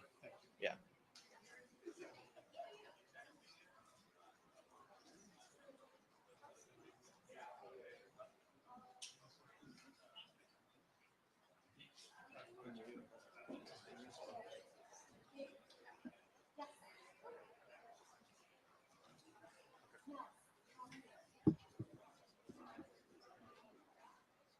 Can you get a quick shot for her with the top person?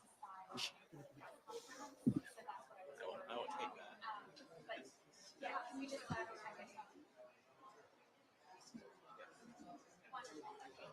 All right, one more mic check for folks. Checking the microphone. 1, 2, 3, 4, 5, 6.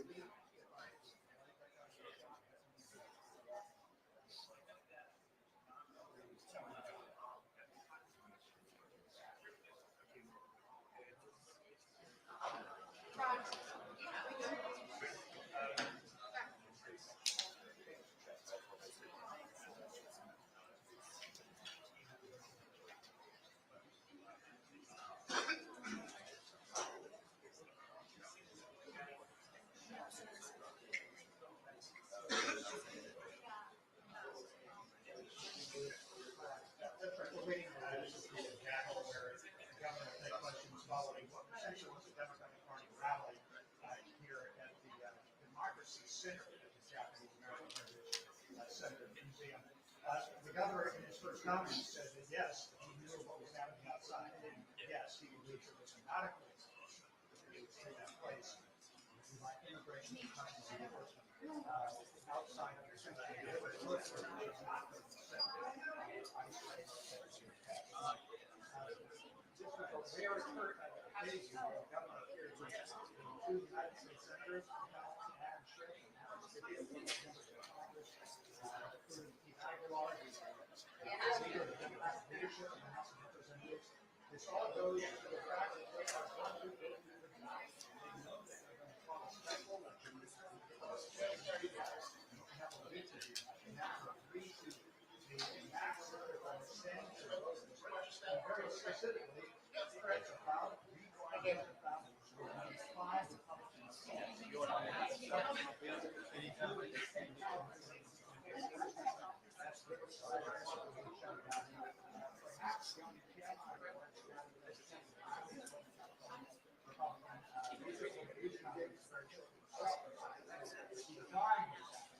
the government says this is all about what's happening in Texas. The president came out and says he knows it's going to possibly be a close election and midterms next year. This is all about. It's about the every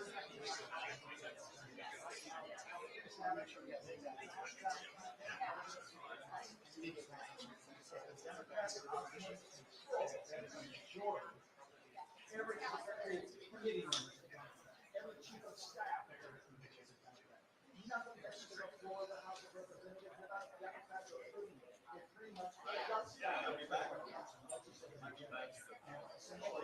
these last 2 years have been very different from the first year. That's about the president knows that why he's on camera. 95 Republicans, Texas redraw the balance. Those boundaries are normally drawn every 10 years. It's rare to get a mid-Texas drawing the district boundaries. And that is a snowball effect. Once Texas started to do that, the average Houston said, okay, we're going to change the rules temporarily.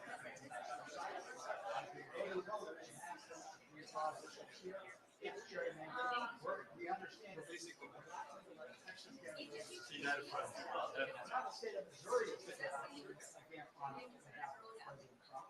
Illinois is considering it, although they've gerrymandered the heck out of that state already, so it's hard to find more essentially a domino effect. The governor in his comment said he's asking other governors to follow California's suit. So this is a reapportionment of redistricting. There's a very convoluted issue. Let's do it. We are now. And we're going to step out of the way of the government takes Incoming. and behind him, members of Congress. Yes, I see him in a moment. Members of Congress, as well as a former member of the California Redistricting Commission, who said she supported this effort and redrawing the boundaries, at least for the next congressional cycle. Thanks, guys. We'll be joined in a moment by Senator Pidia. Just a few logistic points that were not brought up in the conversation a moment ago. On Monday, and we have members of the legislature with us, on Monday, the legislature will introduce a number of bills with 4 key components to create the special election, to fund the special election framework for the maps, and the constitutional amendment itself that would affirm our support for nationalized independent redistricting and affirm our support for a temporary measure to move forward with these congressional maps being redrawn mid-decade, but the commission continuing its work in 2030. We expect that the legislature will move quickly and anticipate by the end of next week that they will complete that work. The maps will present themselves in the next few days. I know people are eager to see the maps. We anticipate these maps will completely neuter and neutralize what is happening in Texas. This does not go forward, I want to remind everybody, unless one of these other states move forward. There's still an exit ramp, not just Texas, but Missouri, as I mentioned, or Florida, Indiana, and these other states that are considering doing the unprecedented rigging their elections with midterm redistricting. So we're hopeful they don't move forward. If that's the case, this effort will not be necessary, but we're not waiting and we're not anticipating that these states will be passive, particularly with the directive coming from President Donald Trump. With that, we're happy to answer any questions. Governor, so you said a moment ago that President Trump is underwater on the economy. He's underwater on immigration. Historically, midterms are very bad for the party in power. Bush, Clinton, Obama. Why not put this effort? You could win some of these seats in Texas. If this is a wave election, you could win 40 seats. Would you look back on this as a wasted effort? Quite the contrary. I mean, 5 seats is a magic number. 2020, 5 seats. Flip 5 seats, 2022. It's 3 seats right now. He knows the margin of error. It was very specific. He wanted 5 seats. He was very specific when he assigned J.D. Vance not to go to the memorials and funerals of people who lost their lives in the floods in Texas, but rather to spend the time in Indiana to try to rig the elections in Indiana and redistrict there. He knew exactly what he's doing as it relates to Florida. So this is not just about Texas. This is about running away with this system and rigging it midterm. So we're not going to sit back passively, hoping that somehow conditions align with those that are living with, I think, a pre-existing condition that somehow everybody's playing fair. Donald Trump does not play fair. You've seen that happen over and over again. And it's I'm just not going to sit back and be complicit.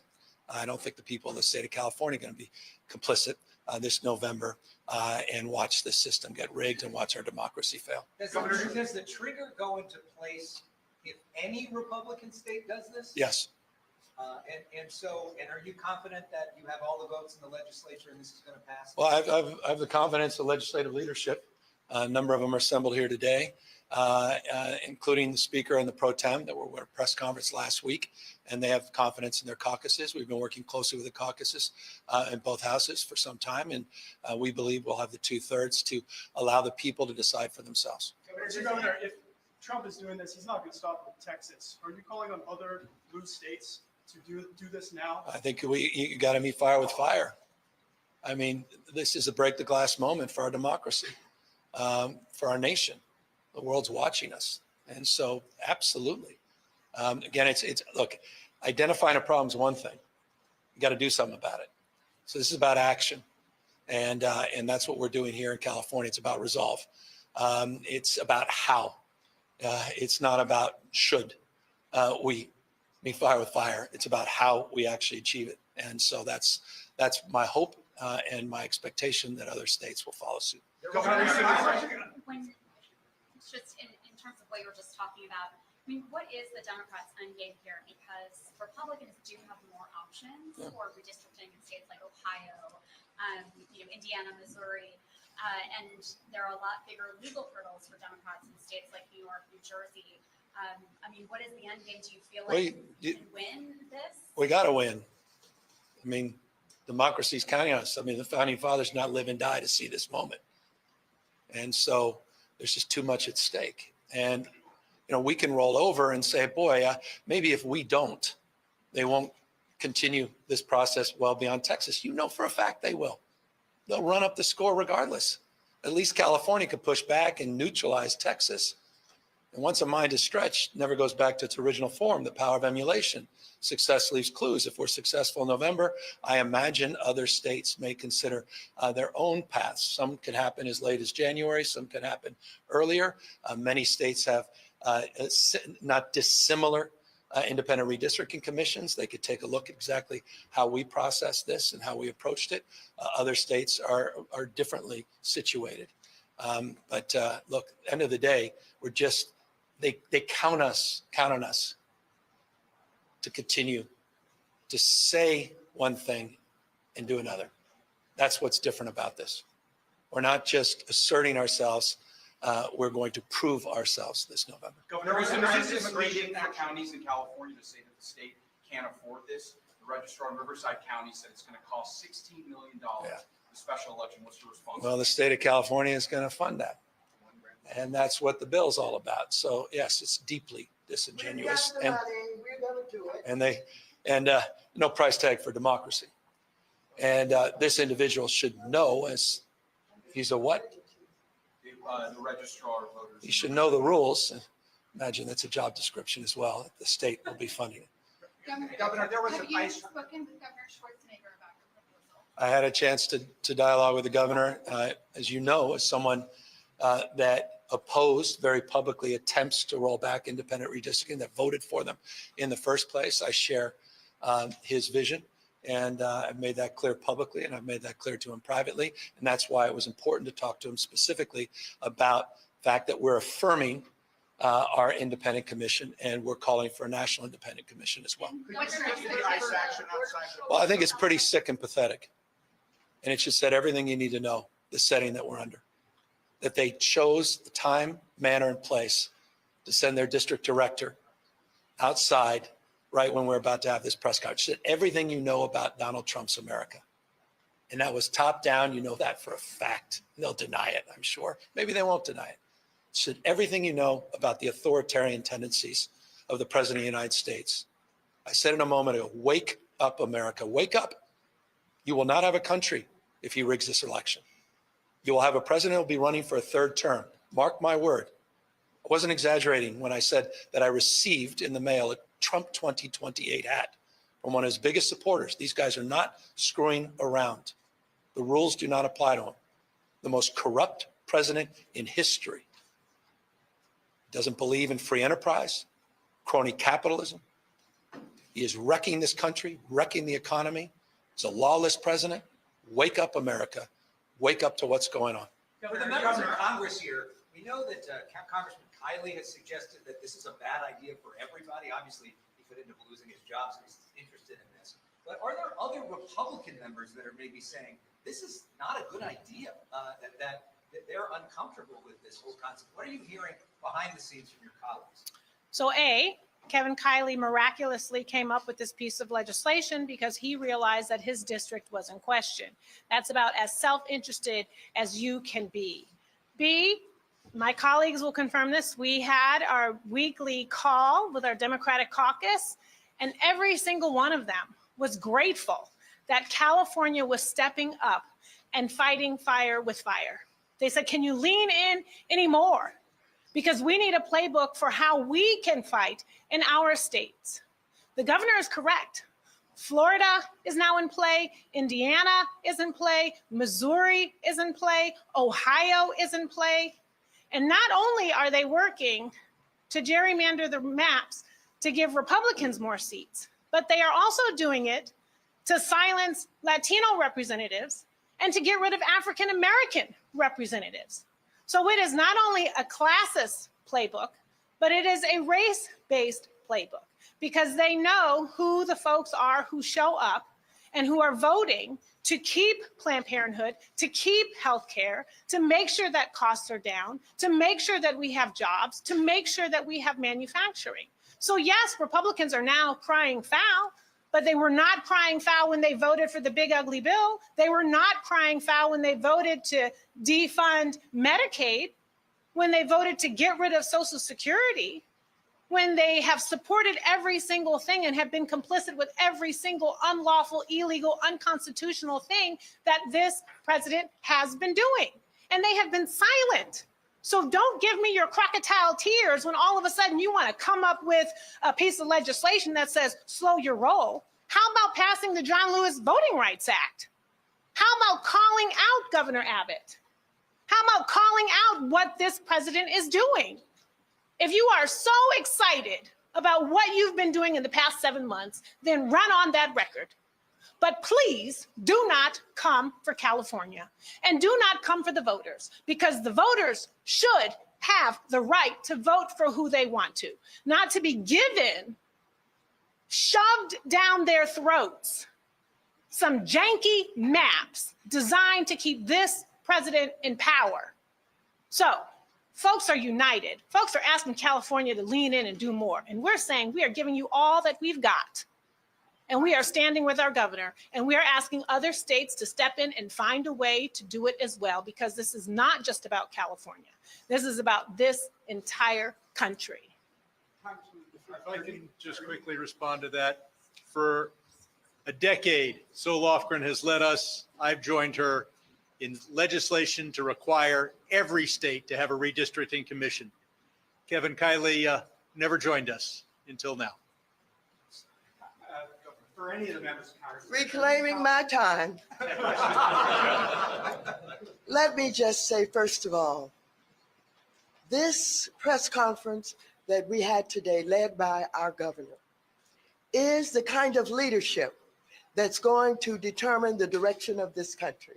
I am very pleased that Governor Newsom is providing the leadership not only for California, but for the rest of this nation, who are all upset about the chaotic situation that we're in this country.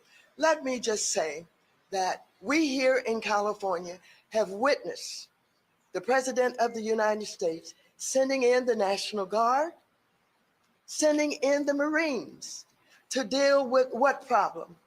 There is no problem about danger and violence.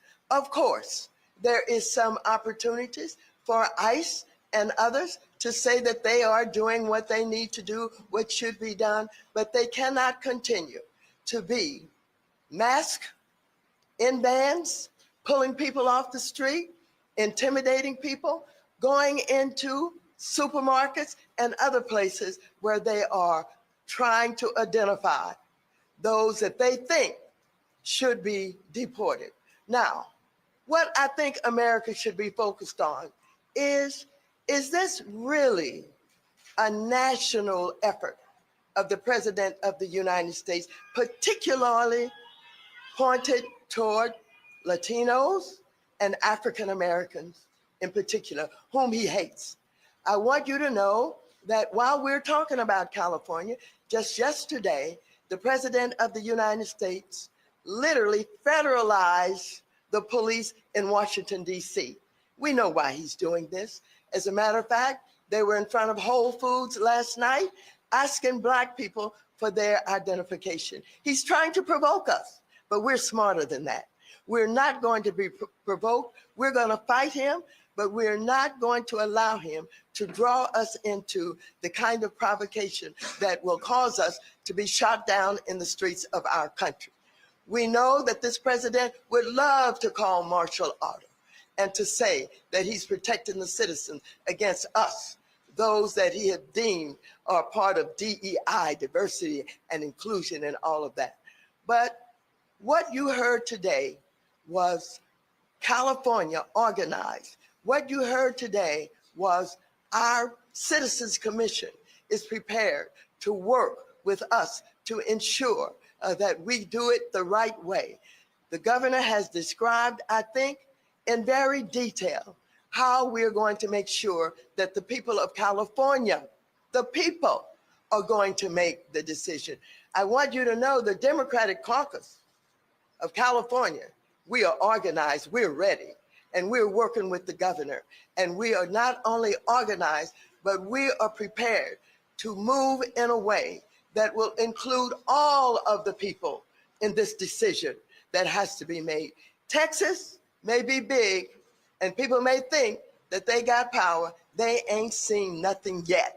They haven't seen what happens when we get organized here in the state of California.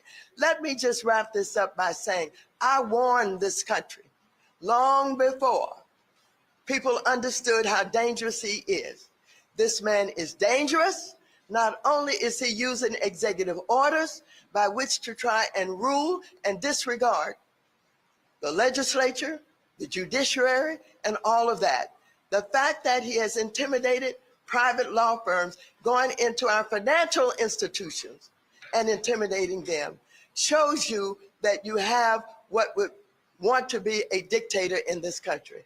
And so I am very pleased to be here today. Everybody knows I ain't scared of nobody. Never have been and never will be. And I will do everything that I can to use my leadership and my influence working with the governor to ensure that California takes their playbook and play it back on them. Thank you very much. I just want to add one point, and I think it is central to why our democracy is in trouble, and that is that our economy has simply not been working for millions of Americans. And the problem we have today is not the same problem we had during the Great Recession when people were out of work. The problem today is not that people are out of work. The problem today is that they are working and they can still barely get by. Young people can't afford a place to live. People can't afford their health insurance premiums. Food prices continue to go up, as do energy costs. And this is why I think we're struggling as a country. When people see the quality of life that their parents enjoyed is better than what they have, all too many are eager or willing to entertain any demagogue who comes along promising that they alone can fix it. The problem is he is not fixing it. This is not the right answer. He is not fixing it. Our lives are simply getting more difficult as the American people. Costs continue to rise, and his policies have been an abject failure. The tariff wars, we're only beginning to feel the cost increases that are resulting from his tariffs. He is deeply unpopular, and rather than trying to improve the lot of the American people and address these economic challenges, instead he's decided the only way he can maintain his grip on power with his increasing unpopularity is by trying to redraw the lines in another state. And this is why California has to fight back. He is never going to take meaningful action to deal with the ordinary challenges facing Californians or the American people. He wants to instead redraw the lines in Texas to keep him in power and keep those deeply unpopular failed policies moving forward. But we are determined here in California to stop him. Thank you, everyone. We are out of time. Can you react to that? What's going on with those posts on X that are clearly trolling the president? Can you just talk about that? Is that like a strategy? I don't know. I hope it's a wake-up call to the President of the United States. I'm sort of following his example. If you've got issues with what I'm putting out, you sure as hell should have concerns about what he's putting out as president. So to the extent it's gotten some attention, I'm pleased. But I think the deeper question is, how have we allowed the normalization of his tweets through social posts over the course of the last many years to go without similar scrutiny and notice? Thank you, everyone. We are out of time. Thank you so much.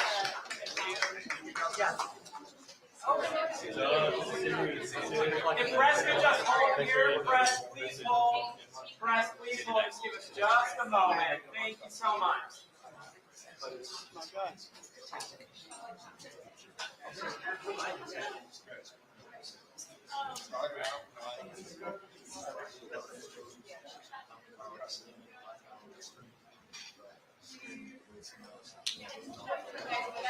Okay, press hold at the stairs, please.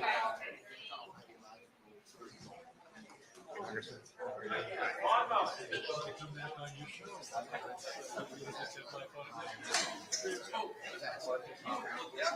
All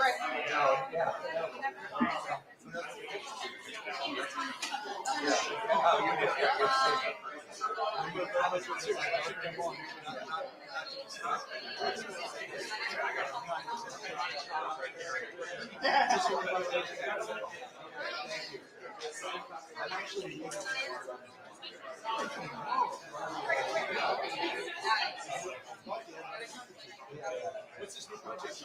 Can't talk about it.